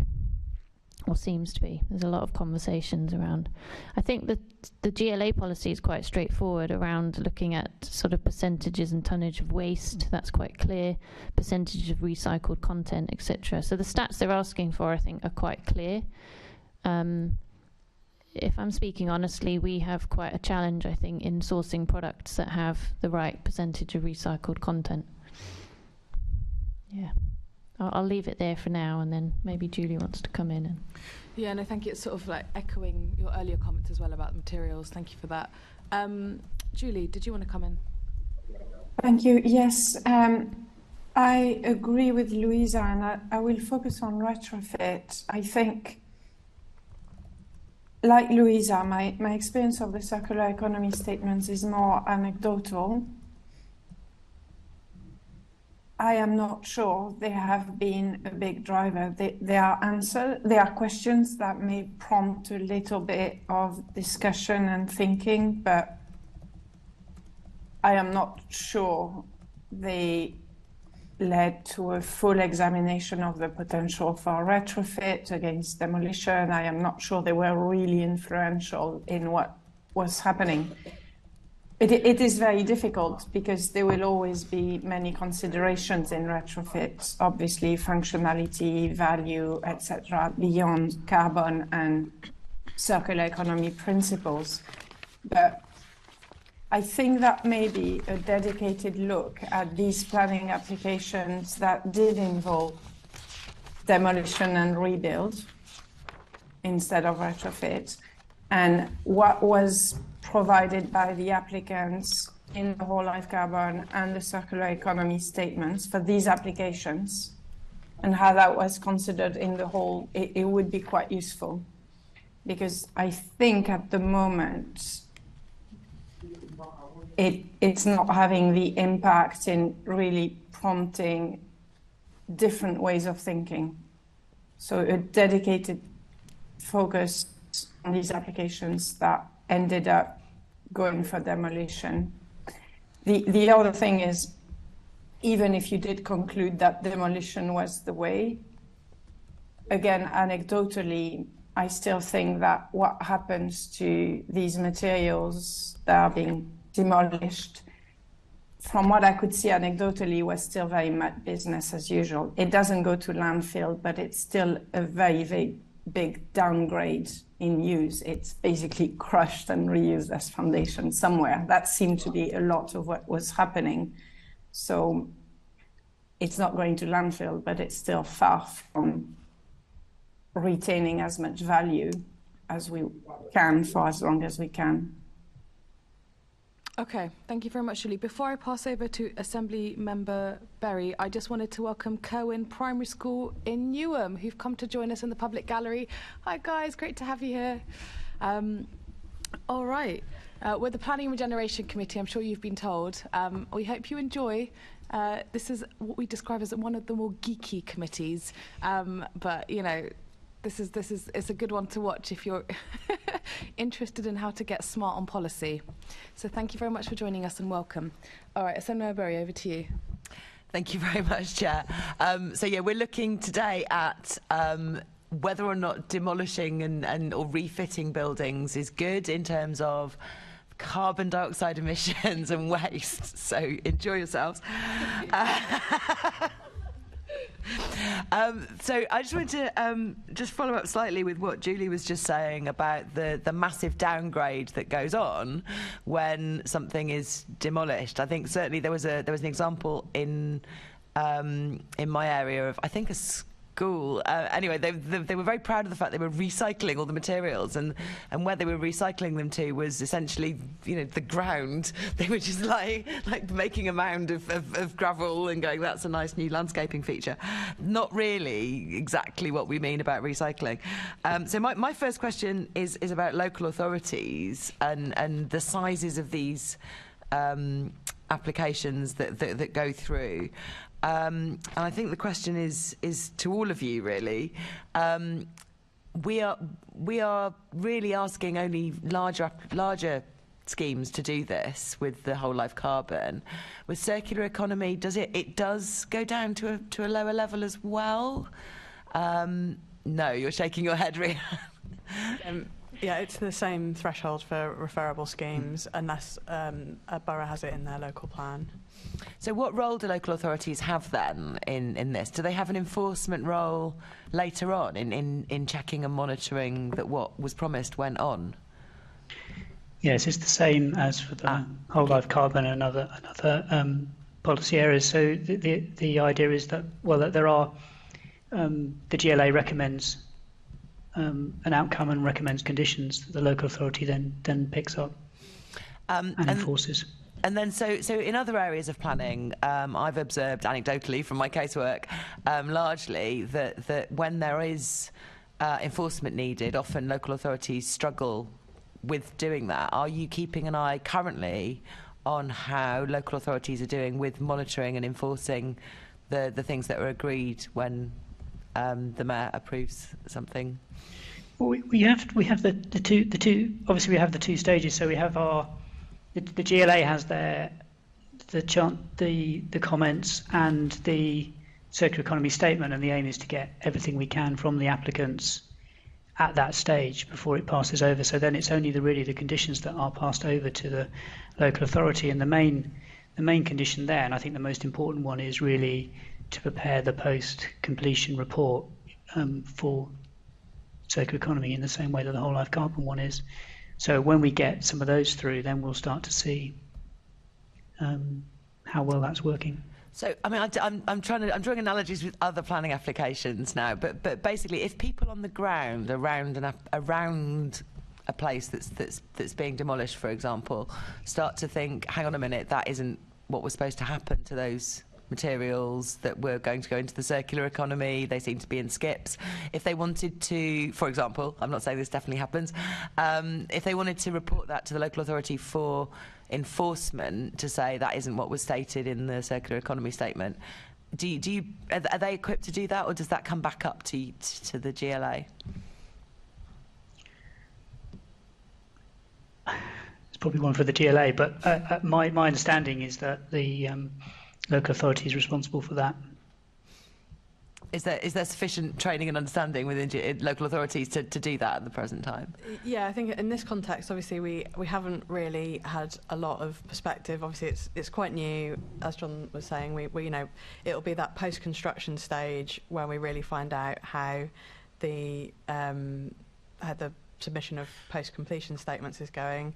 But in terms of actual, the mayor doesn't have enforcement powers, so we really do rely on local authorities for that side of things. And we know there's been a lot of cuts to planning departments, so each borough might have different priorities for enforcement. But certainly we'd want to hear if we think things aren't working well on the ground. So it's something we would encourage people to feed back to us. But yeah, ultimately, powers of enforcement do rest with that local authority. Okay, I mean, I raise this because we do receive, as casework, people reporting sort of current breaches of planning conditions to us, and we sometimes take those up to the mayor's team or to the local authorities. And yeah, it's not always the best job in the world to find that they're not doing anything about it. So I would hope this, particularly from a is the policy effective point of view, this was being monitored by your team to some extent. From my perspective, what we're hoping is that the requirement to do a post-completion report will help drive people to actually do what they said they were going to do. So, and this is a new thing for, it's a new policy and it's a new way to try and implement it. So we'll certainly be in a better position to know how it's going. But I'm hoping, just the fact that they have to do it, they know they have to report back, and they have to put a statement that covers the numbers that they set out, and the commitments they've made have to be revised with as-built information. Okay, great. And then just to pass over to Nina here, in terms of the circular economy policies and guidance, what do you expect to be putting in as ideas for the next London plan? Too early to say, I think, at this point. So I guess, as we've said on the call, in the session today on whole of carbon and circular economy, the implementation of these policies is currently happening right now. So we really need to review sort of how the application and implementation of those policies go before we can start looking at like iterations of it and future iterations of the London plan. We really need to like collect data from this current version in order to inform any kind of revisions in the future, which would inform any future revisions of the London plan. So yeah, too early to say. And do you see the possibility of any other mayors' strategies maybe, or guidance or action plans coming forwards that push these policies further in advance of the London plan, maybe in their implementation more than in their policy? Sorry, could you repeat the question again? I'm trying to draw a distinction between the actual policies written in the London plan and practical measures that the mayor and the GLA might take to enable better practice to happen just because people want it to, rather than because they're being forced to by policy or planning conditions. I think in terms of, getting other, the local authorities, developers, others, who this guidance is targeted at, to adopt it. We have run training sessions previously. We will look to run more training sessions to make sure local authority officers are, well briefed and informed on how to interpret and apply these policies. I think as part of that implementation phase, we are trying to educate, relevant officers as much as possible to ensure that they understand the policy fully, and we'll look to provide further training in the meantime, up until we do any kind of further. Obviously, we wouldn't want to revise it. We want them to understand the current policy as it is. Okay, I'm going to move over to Louisa now, if that's okay. Earlier on, you said some quite interesting things in relation to the fact that it was hard to source materials that were made out of recycled material to reduce the embodied carbon that was going on there. And I think you also talked about reuse in this context, because the people doing it were often larger schemes, and sourcing things at volume is difficult. Sorry, is that a fair enough recap of what you said? Great. So I'm thinking now about some local authorities taking on these policies, some people just wanting to do their bit for carbon and the environment, facing the same sorts of difficulties, but potentially these being less for smaller schemes. Is there something that the Mayor of London could do to provide more infrastructure for the creative reuse of materials from construction? So I was complaining earlier about things ending up in skips. If you've got a load of tiles you're removing from a floor, does someone else need some tiles, or from a roof, or those kinds of things? Is there more the Mayor could do within his other strategies and projects to support this at a smaller level, or even at a larger level? Do the big developers need this sort of thing? I think you're right. It's more of a project or a strategy than a policy maybe at this point. For smaller schemes, I think sometimes we do see a bit more exploration on certainly imaginative ways of reusing, because you're able to source things at a slightly lower volume. Potentially, it's easier to sort of manage a smaller local network, if you like, and connect up different sites. I think when you start to scale that up, the infrastructure that's needed is, on a bigger scale. There's more, potentially more interrogation of pre-demolition audits if a building is decided to be demolished. I mean, if you've got to the point where retrofit isn't an option, or at least there's a partial strip out or demolition, thinking carefully how to take that material apart so it can be reused at its highest quality. I don't believe that full interrogation's happening yet. So there's definitely more value, I think, we can draw out of our existing buildings and material bank. The next question is, how do we ascertain the quality of that material and where it's appropriate to go, and how do we get it there, and how do we store it? So there's definitely some infrastructural improvements I think it's possible to make on a city level, for example, which would definitely scale up the uptake if there was a network of availability that people could access when they were looking at their early design schemes, etc. That would definitely make things easier, because at the moment some of the clients that are exploring this are very reliant on their own contacts. It's a sort of private network, for example. Yeah. That's really helpful. Obviously, that's just one example of a practical thing that could be done. Those of you that are from the GLA and monitoring the circular economy reports that come in, I'm not sure the right person, maybe it's Nina, are you experiencing within the statements applicants saying, well, we tried to find something and we couldn't find it, that's showing you what gaps there are in policy? I don't think we're seeing that yet. I mean, the guidance came out in March, and I think there's been a big learning curve and a lot of people just to get to a point where they're getting good quality statements coming out. So I think we're in that shift now, when people are starting to really start to get to grips with the implications of the policy and where it's going to go. I would just add as well that I think having the policy, well, a couple of things, but having the policy alone, I think, is and will help to drive change through the supply chain, because it's that push and pull thing, isn't it? We need some policy push and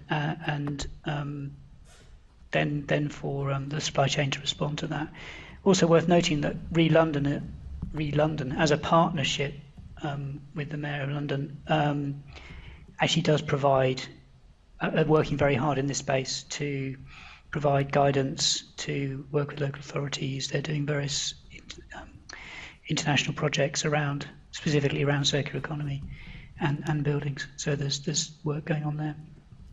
Yes, and that's the sort of thing I thought, maybe the people on the ground trying to implement the policy would be a good source of intelligence to feed back to see what is needed more from initiatives like that. Okay, I'll leave it there, and you can pass on to the next section. Thank you. Thank you, Assembly Member Berry, and over to you, Assembly Member Boff.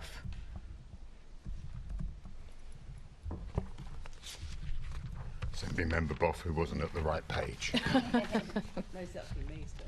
Oh, okay. I think it is you, yeah. Well, we'll stay with you then, Assemblyman Berry. Sorry, I thought you were passing over. This the beginning of the next section is me. Sorry. Yes, no, you're continuing for 2 more questions, Assemblyman Berry. I'm off the hook. Thank you. Yes. Okay, so we are moving on now to look at decisions between demolition and retrofit. So to ask Julie and Louisa, I'm not sure which one of you wants to come in first. How do you think decisions should be made? How do you think decisions should be made within the planning system to weigh up the embodied carbon impacts of demolition compared with the operational type savings? Julie, I think you're about ready to speak. Thank Julia. you. Sorry, no, Julie. It is Julie. Julie, thank you. So it is not straightforward. I do want to start with that, and which means I think the first thing we have to be clear about is that we have to look at whole life carbon implications, but we have to acknowledge that this is one piece of the puzzle. We don't want a low carbon building that no one will use, whether it's new or retrofitted. Sorry to state the obvious, but sometimes there is a little bit of over-interpretation of one scenario or another. So we have to be very clear about what the whole life carbon assessment does and can and cannot do. I think what is at the moment missing is a proper evaluation of the options in the whole life carbon assessment. So the schemes that do go for planning, proposing, for example, a demolition and rebuild, they will answer a few questions in the reporting template on whole life carbon assessment and circular economy. But if they decide to go for rebuild, then the whole life carbon assessment is only about rebuild. There is no real assessment of the retrofit alternatives. And when there are these comparisons, the several cases that I looked at, where in theory there was a whole life carbon comparison of new build versus retrofit scenarios, they were quite, I'll be blunt, they were quite biased towards the decision that the applicant wanted one way or another. Whole life carbon assessments are, especially when you start talking about retrofit options versus new build, there are so many assumptions. There's only a certain amount of guidance that the risk professional statement can give. And so it is very easy to present something that looks thorough and which in fact has assumptions that are biased towards what you want the outcome to be. As it happens, we, the LETI, the London Energy Transformation Initiative, we are about to issue very simple 2-pager on these sorts of comparisons, new build versus retrofit. And it was deliberately developed for local authorities to help local authorities assess these comparisons. You know, is it robust? Is it like for like? Is the embodied carbon assessment done in the right way? Is the operational carbon done in the right way? And also, is uncertainty acknowledged? Are the assumptions clear?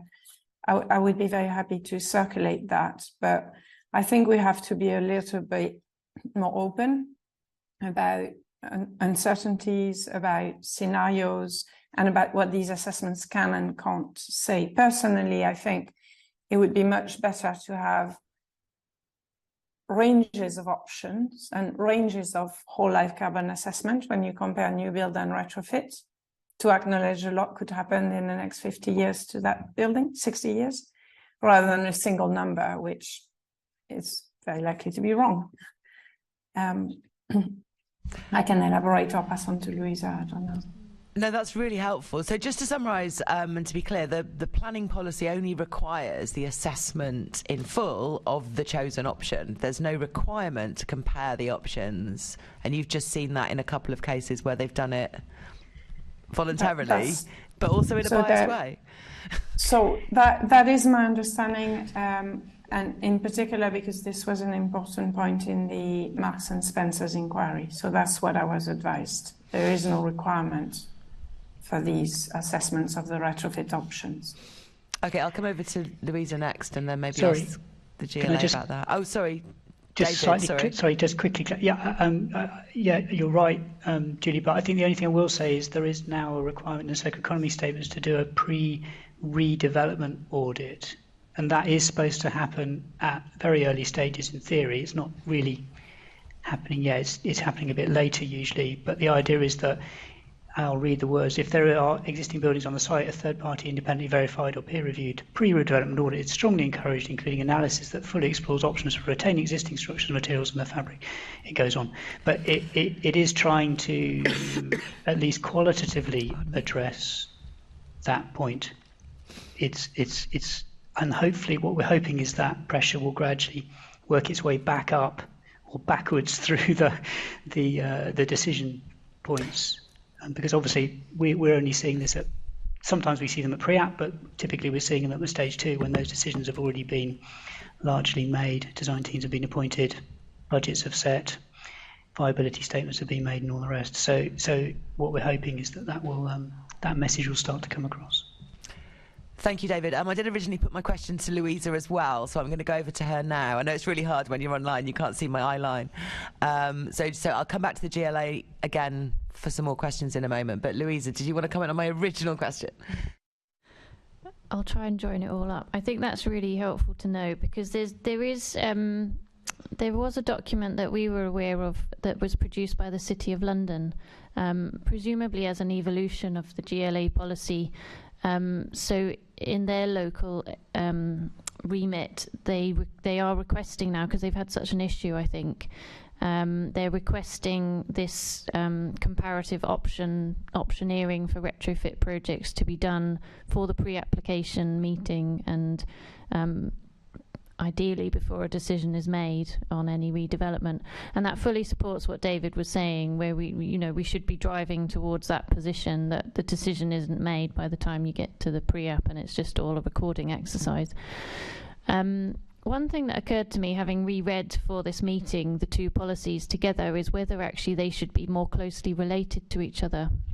Because certainly in our experience, sometimes it can be different consultants producing the evidence to support each statement, but actually with a reread of it, some of the the majority of information actually overlaps. So I do wonder whether, in the next evolution of some of this, we should draw them more closely together.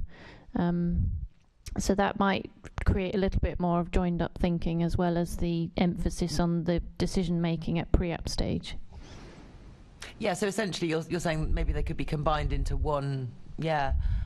David, so to go back to you and what you were saying there. So at the moment, there is a bit of a comparative analysis required by the circular economy policies, but not the whole life cycle carbon assessments. Yes, I think that's right. I'll speak for the CE statement and let John pick up the whole life carbon. Okay, and then to give Rhian and Arun right of reply on that, do you acknowledge that there's a significant gap in the current London plan policies and guidance where you're just looking at one thing, you're not comparing it with an alternative? I think the guidance is focused on properly establishing information about what the proposal is, and I think we've been quite clear that Bring your microphone a bit closer. Am I not close enough? Yeah, there we go. That was the necessary first step in this. But as David said, I think has happened with the circular economy guidance, it was something that we strengthened after consultation on the whole life cycle carbon assessment guidance, was to include a bit to strengthen the requirements basically on the pre-demolition information that's provided. I think it is difficult because it does rely on an awful lot of assumptions compared to, we can be a lot clearer and more consistent about the sort of onward information for the proposal. When you start comparing different options, it is quite prone to, I guess, being swayed one way or another depending on what assumptions you make. I'll come on to some questions about that in a moment. But I mean, it's certainly interesting. We're aware of the work the city have done on that optioneering for whole life carbon, and I believe they'll be adopting that soon. And it's all stuff that we want to learn from and consider in future for the policy or for any revisions to the guidance. So, we sort of acknowledge that there are that there's less certainty on that side of the equation. Okay, and am I right, just to clarify, that the wording of the London plan itself, which I know we're not going to get a new one of very soon, doesn't rule out changing the guidance, strengthening the guidance to make this a requirement? It's the guidance that would need to be changed. Yeah, the policy in the London plan's very brief. It requires developments to assess whole life carbon assessments and make efforts to reduce them, essentially. So we can revise the guidance potentially, but I think, as you said, it's very early days. I think we'd want to get quite a lot more data before revising it, but that's not something we have to wait necessarily for a next London plan to do. Sorry, could I make one other go on point? There is a couple of things. I mean, there is a 50 kilograms of CO2 per metre squared. Not the word penalty. Estimate you add if you're demolishing a building. You have to add that on to your calculation of embodied carbon. So if you're already very close to the threshold, say of the benchmark of good practice or wherever you're going for, and adding that on does have having to add that on will create some incentive, I think, to make people think twice about it, hopefully. And it's also worth noting that there is, as I'm sure you know, in the circular economy guidance, there is a preference towards refurb and retention over demolition and new build. So certainly the policy, the guidance is trying to push people in that direction. Yes, and there's a nice diagram in the London plan to that effect as well. So going on to this question of time savings, you said you might want to wait to change the policies. We don't have that long until we've gone over our overall carbon budget, and then what buildings there are in 50 years' time or 60 years' time aren't going to be as relevant to the fact that we've destroyed the climate. So I wanted to just double check the timescale that is used for the carbon savings, for the assessment. In the guidance, it says it's 60 years. Is that right? And is that appropriate? I might allow John to take any detail on this, but yes, it's 60 years, and that's based on the RICS guidance, and it's not necessarily reflective of the actual ultimate lifespan of the building, but it's important to have consistency in terms of the methodology and the information, so that there's a fair comparison between schemes. So what David was saying a minute ago was basically, if you're demolishing something, you need to make sort of the same amount of savings over a 60-year period to the operations to make up for that demolition. And if you think about the impact that would have on the amount of carbon that we're creating initially in the next few years up to 2030, compared with waiting 60 years to make operational savings. Sorry, David, 1 second. Throughout this process, right from when we started to argue for this policy within the London Plan, I've always been concerned that we will blow through our carbon budget, and that's how the Committee on Climate Change tends to look at it. How much carbon can we emit in total? What's the area under the curve? And we might blow through all of that, building beautiful low-carbon buildings, but using up all our carbon in the process. Is that, David, I mean, that is what you said, isn't it? That people need to make up for demolition somewhere else in the application. No, sorry, that was just the embodied, so the upfront embodied carbon emissions. Yeah, and the 60-year thing. So that's the embodied carbon. In the back of the guidance, there are those good practice and best practice aspirational benchmarks are just for the upfront emissions, embodied carbon emissions. So the aim is to drive down those embodied carbon emissions. So there's not a trade-off between that. Yeah. So there's a separate benchmark for that, and then that 50 kilograms gets added on to that. If you calculate your new build embodied carbon, you add on the 50 per metre squared, and that gives you your total, which you then get compared against those benchmark figures.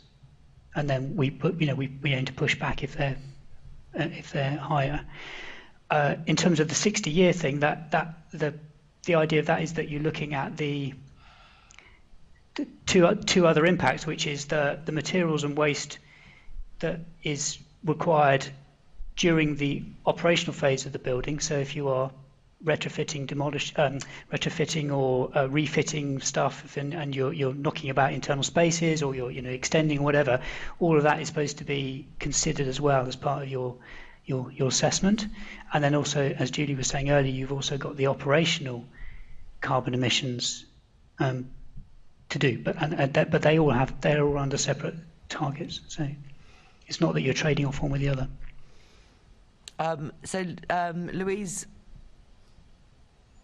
Louisa has her hand up. Would you like to come in? Oh, it's Julie. I'm so confused. Because on the Zoom, look, can we excuse ourselves?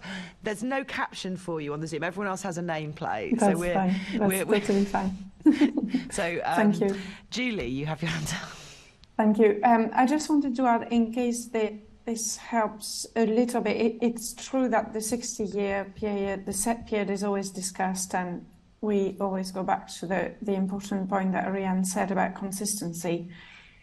What does, to some extent, help, hopefully, the sense of urgency and the fact that emissions now matter a lot, is that in practice, when you do a whole life carbon assessment, under most of your scenarios, in fact, because the electricity grid is decarbonising, gradually your operational carbon additions year on year reduce quite a bit. So in effect, what is quite heavily weighted in the overall comparison is these early years, including the upfront carbon and the first few years of operation. That brings me on to the second question then, because the guidance does seem to say at the moment that you shouldn't be taking into account the decarbonisation of the grid. I believe the latest version of the guidance that I saw is that actually the applicants have options,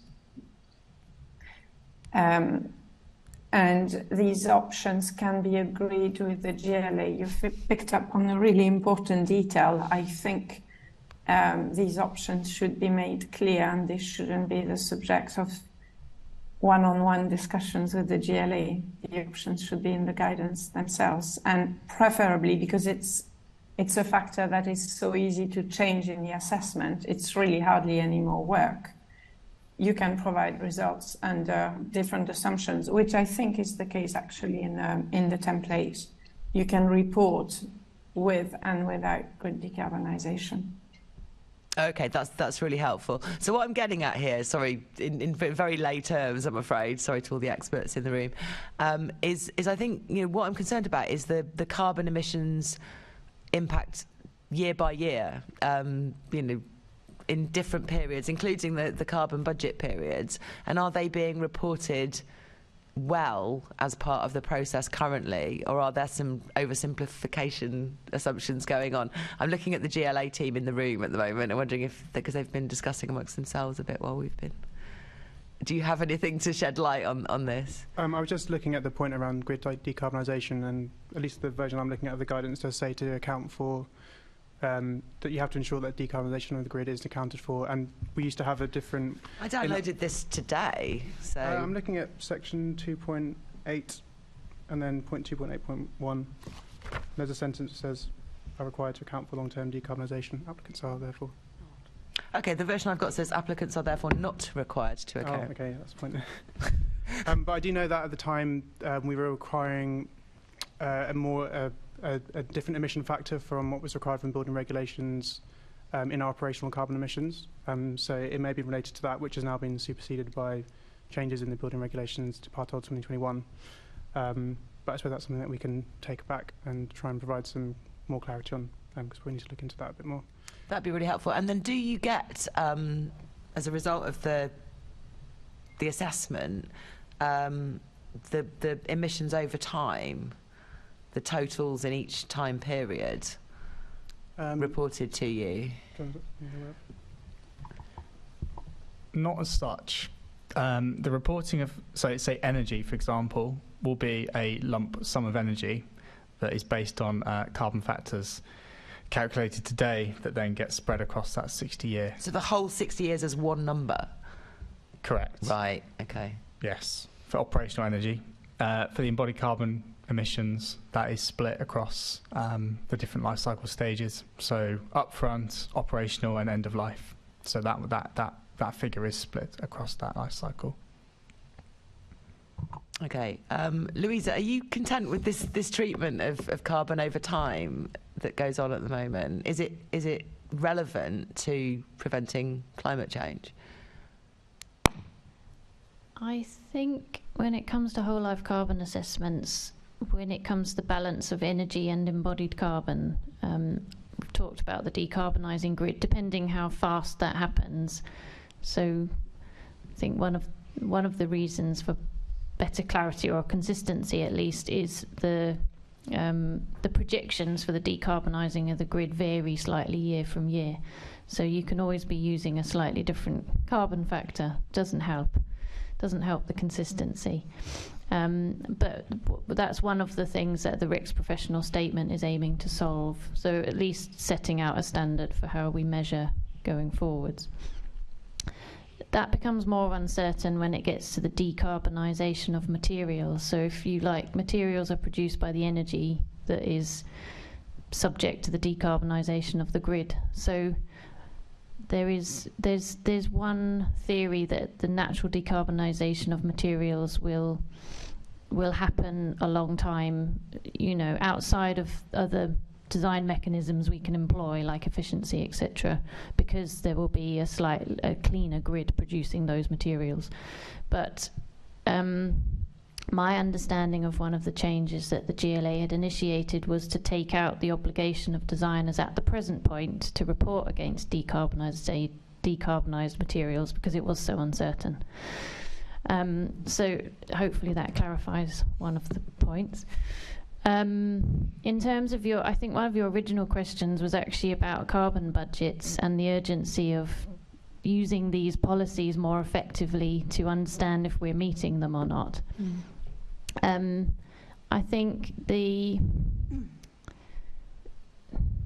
most useful piece in a whole life carbon assessment that could give guidance on that is what we call the upfront carbon, because that's the carbon that's going to be emitted at the soonest point, assuming a planning application's granted. So that's going to give us the strongest indication over the next sort of decade, 7 years to 2030, at the embodied carbon that we're going to generate through our built environment. And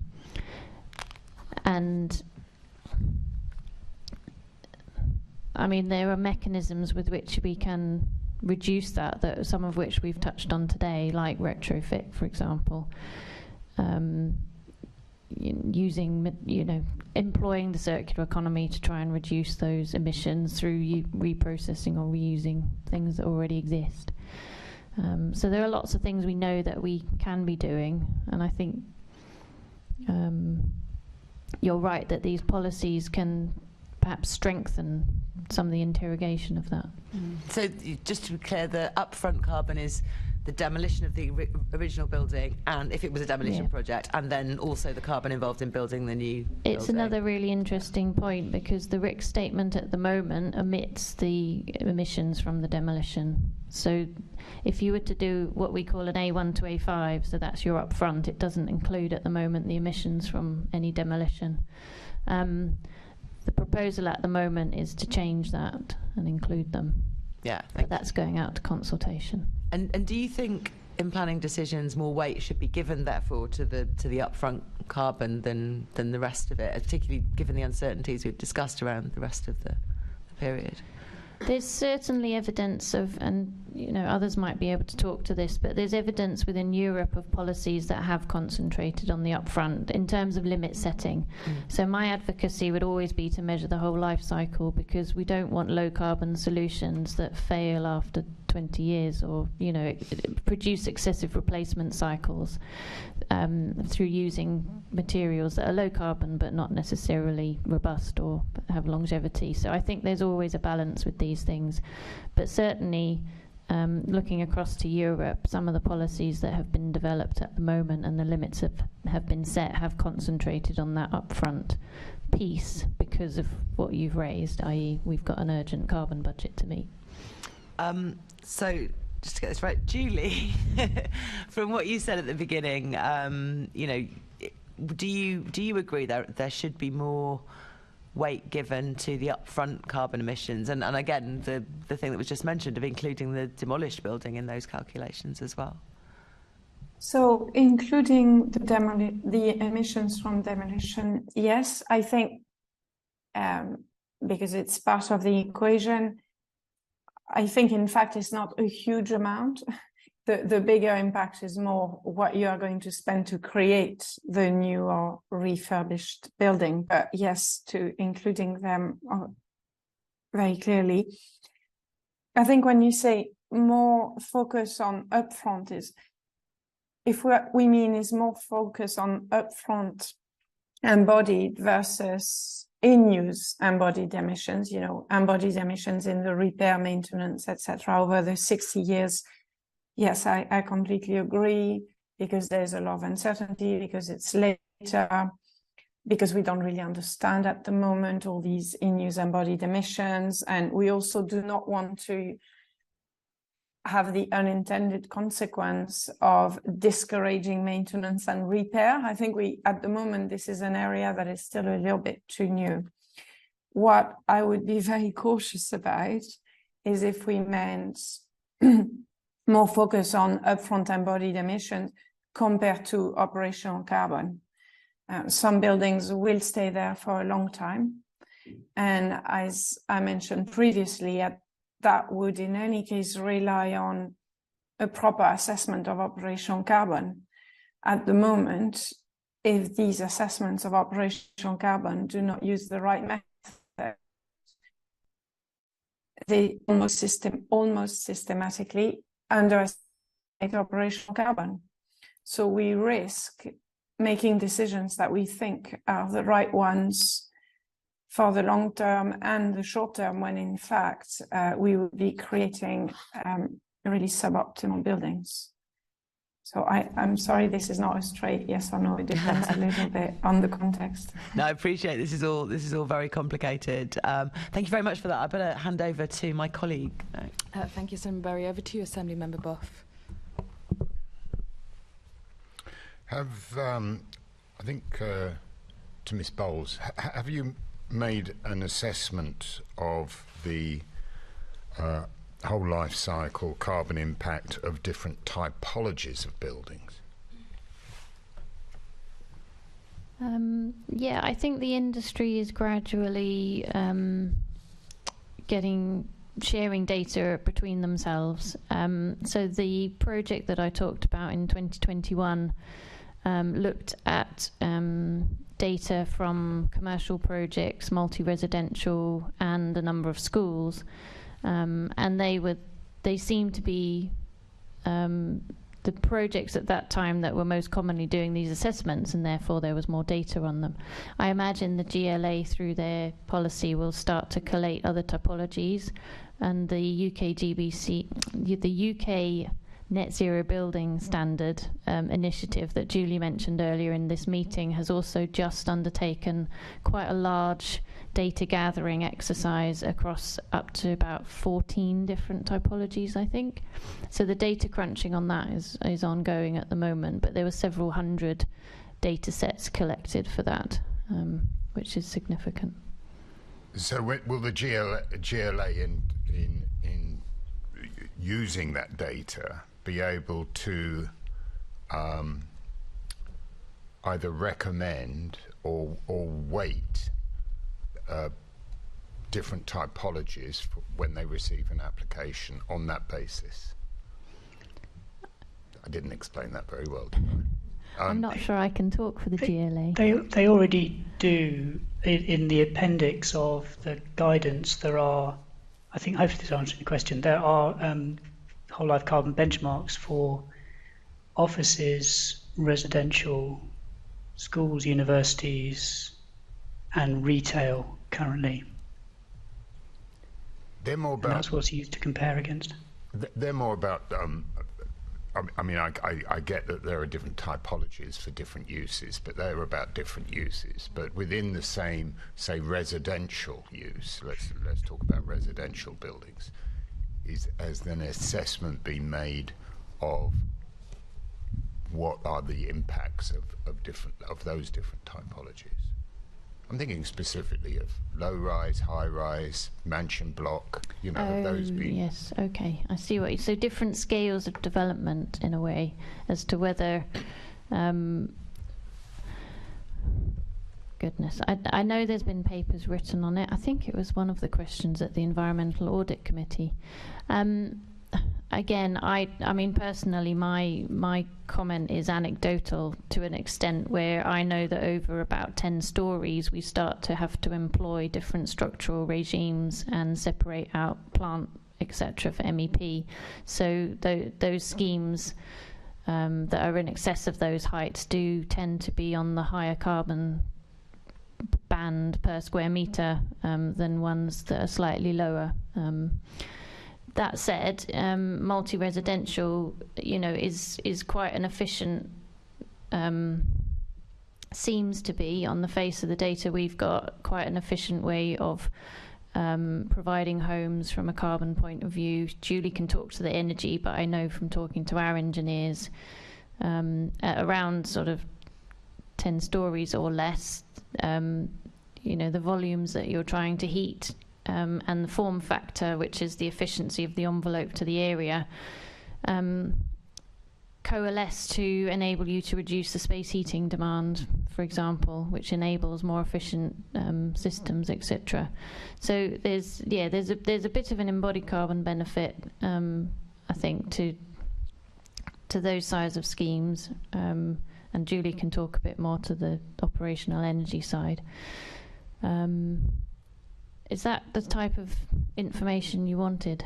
I think so. I mean, I'm trying to get an assessment, an idea of whether or not these are efficient. I attended the LSE hosted a seminar only a couple of weeks ago, and published a book with the catchy title of "What is the Future of High-Rise Housing? Examining the Long-Term Social and Financial Impacts of Residential Towers." I must admit they didn't have a lot of good things to say about residential towers, both in their long-term maintenance, the difficulties that there are in heating that kind of typology, and of course the embodied carbon of towers.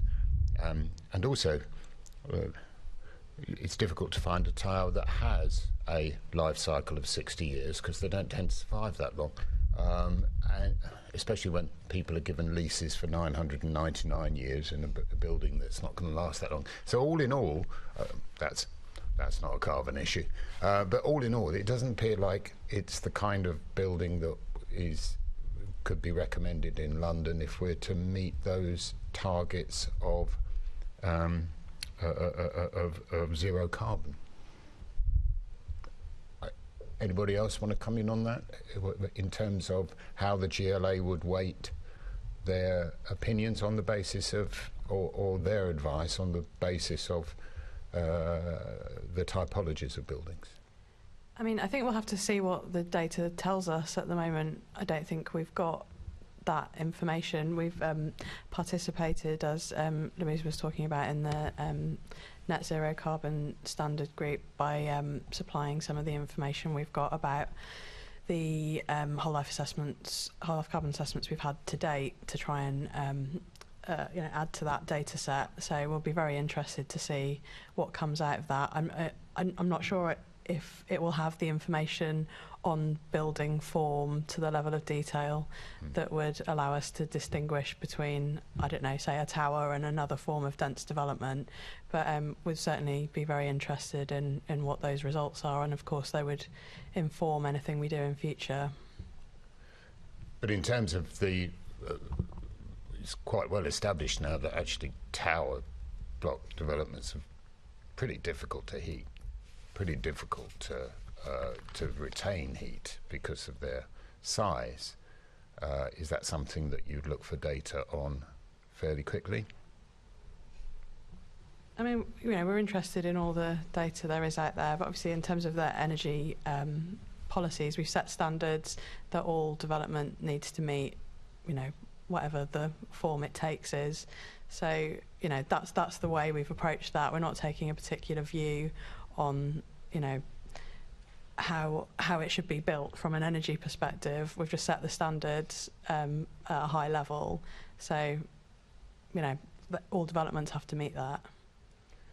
Yeah, it's slightly concerning, you see. So, I'm sorry, Miss Godefroy, did you want to speak? Just quickly to get back on that point Dr. about. Godefroy, sorry. Thank you. That's fine. Thank you. About energy efficiency and heating in those towers. As Louisa said, they can be. They have the potential for very low energy homes because by nature they tend to be more compact. The apartments do not have that much heat loss area since there's flats all around, etc. So in terms of the heating demand, they can actually be quite efficient. Where potentially, unfortunately, that potential is not realized and there are inefficiencies, it's in all the associated communal infrastructure, and especially communal heating, which I think that is notoriously an area which quite often in the past, even recent past, has been poor. They can be quite, and there used to be certainly very significant losses from communal heating systems. So even if the demand from the flats themselves was quite small, the overall energy use was non-negligible at all. For the rest, so the energy use of these other communal uses, ventilation, lifts, etc., there is not that much information out there. Anecdotally, it's not very small. So again, in the whole life carbon assessments, if they very clearly include not only the areas of the apartments themselves, but the energy used in those communal services, that would be a very interesting part of the monitoring and data analysis to be done by the GLA. Thank you very much. Where are we? To Mr. Hall, what proportion of the WLC assessments and circular economy statements that have been submitted include retrofit and reuse? Have we got an idea of that yet? You may have alluded to it earlier, but I just wanted it as a statement. I don't think we have that data available to us today, but what I can say is that it's still quite low in terms of total applications that include any retrofit. Okay. Of those WLC assessments, how many for commercial or residential? What's the kind of balance at the moment?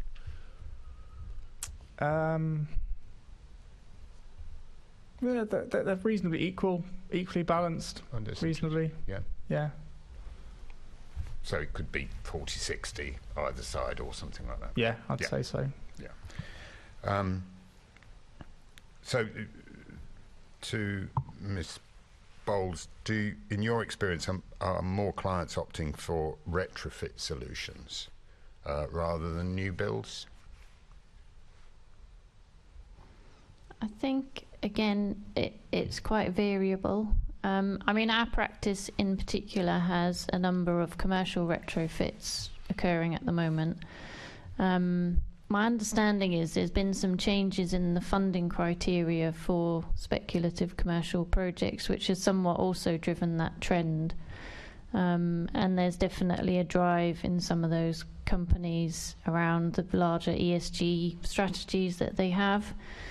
I mean, in our practice, we see less uptake at the moment in residential retrofit and projects like that. We've only got a very few number of those. Education facilities often are retrofit driven as well. I think that's less to do with funding and more to do with land use and necessity and other factors. But residential, not so much. Not in my in your experience yet. Anybody else have any experience of that? If not, I'll hand back to the chair. Thank you. All right, fantastic. Well, I think we have done a good job on keeping on track. So I thank the guests for their expertise and I thank the members for their sharp questioning. And I think that draws our Q&A with the panel to an end. So as I've said, we've reached the end of our session. I'd like to thank our guests for attending this meeting and for all your contributions today. It sounds like we've got quite a lot of follow-ups. And as the panel will be aware and members will know, this is a two-part investigation, so a lot of what you'll be sending us I think will help inform the next part of the investigation, which is on the 22nd of March. I'm sure you'll all be tuned in to see how that develops. We just have a couple of more items of business to deal with, so if the guests are all right to just stay for a moment, we'll speed through those. Can I ask the committee to note the report and the discussion? Can we also delegate authority to me as chair in consultation with party group lead members to agree any output arising from the discussion. Can I ask the committee to note the work programme for the 2022-2023 Assembly year and the additional activity undertaken since our last meeting, namely the informal briefings on the impact of the climate emergency on planning guidance and methods to improve engagement in planning? The next meeting of the Planning and Regeneration Committee is scheduled for the 22nd of March 2023 at 2 p.m. in the Chamber City Hall. And as I've mentioned, that will be the second part of this investigation. I think the context of the climate emergency makes this conversation so pertinent, and I think it's really fantastic to have heard from, I think, one of the guests very early on saying the London Plan is pushing both industry and national policy on this. So for those of you who've tuned in on the webcast, I hope you do join us on the 22nd, and indeed to the guests, so we can continue developing this conversation together. I have no urgent business, which I think concludes today's meeting. So unless there's any AOB that's jumped up since then, I will close the meeting and thank everyone for their time.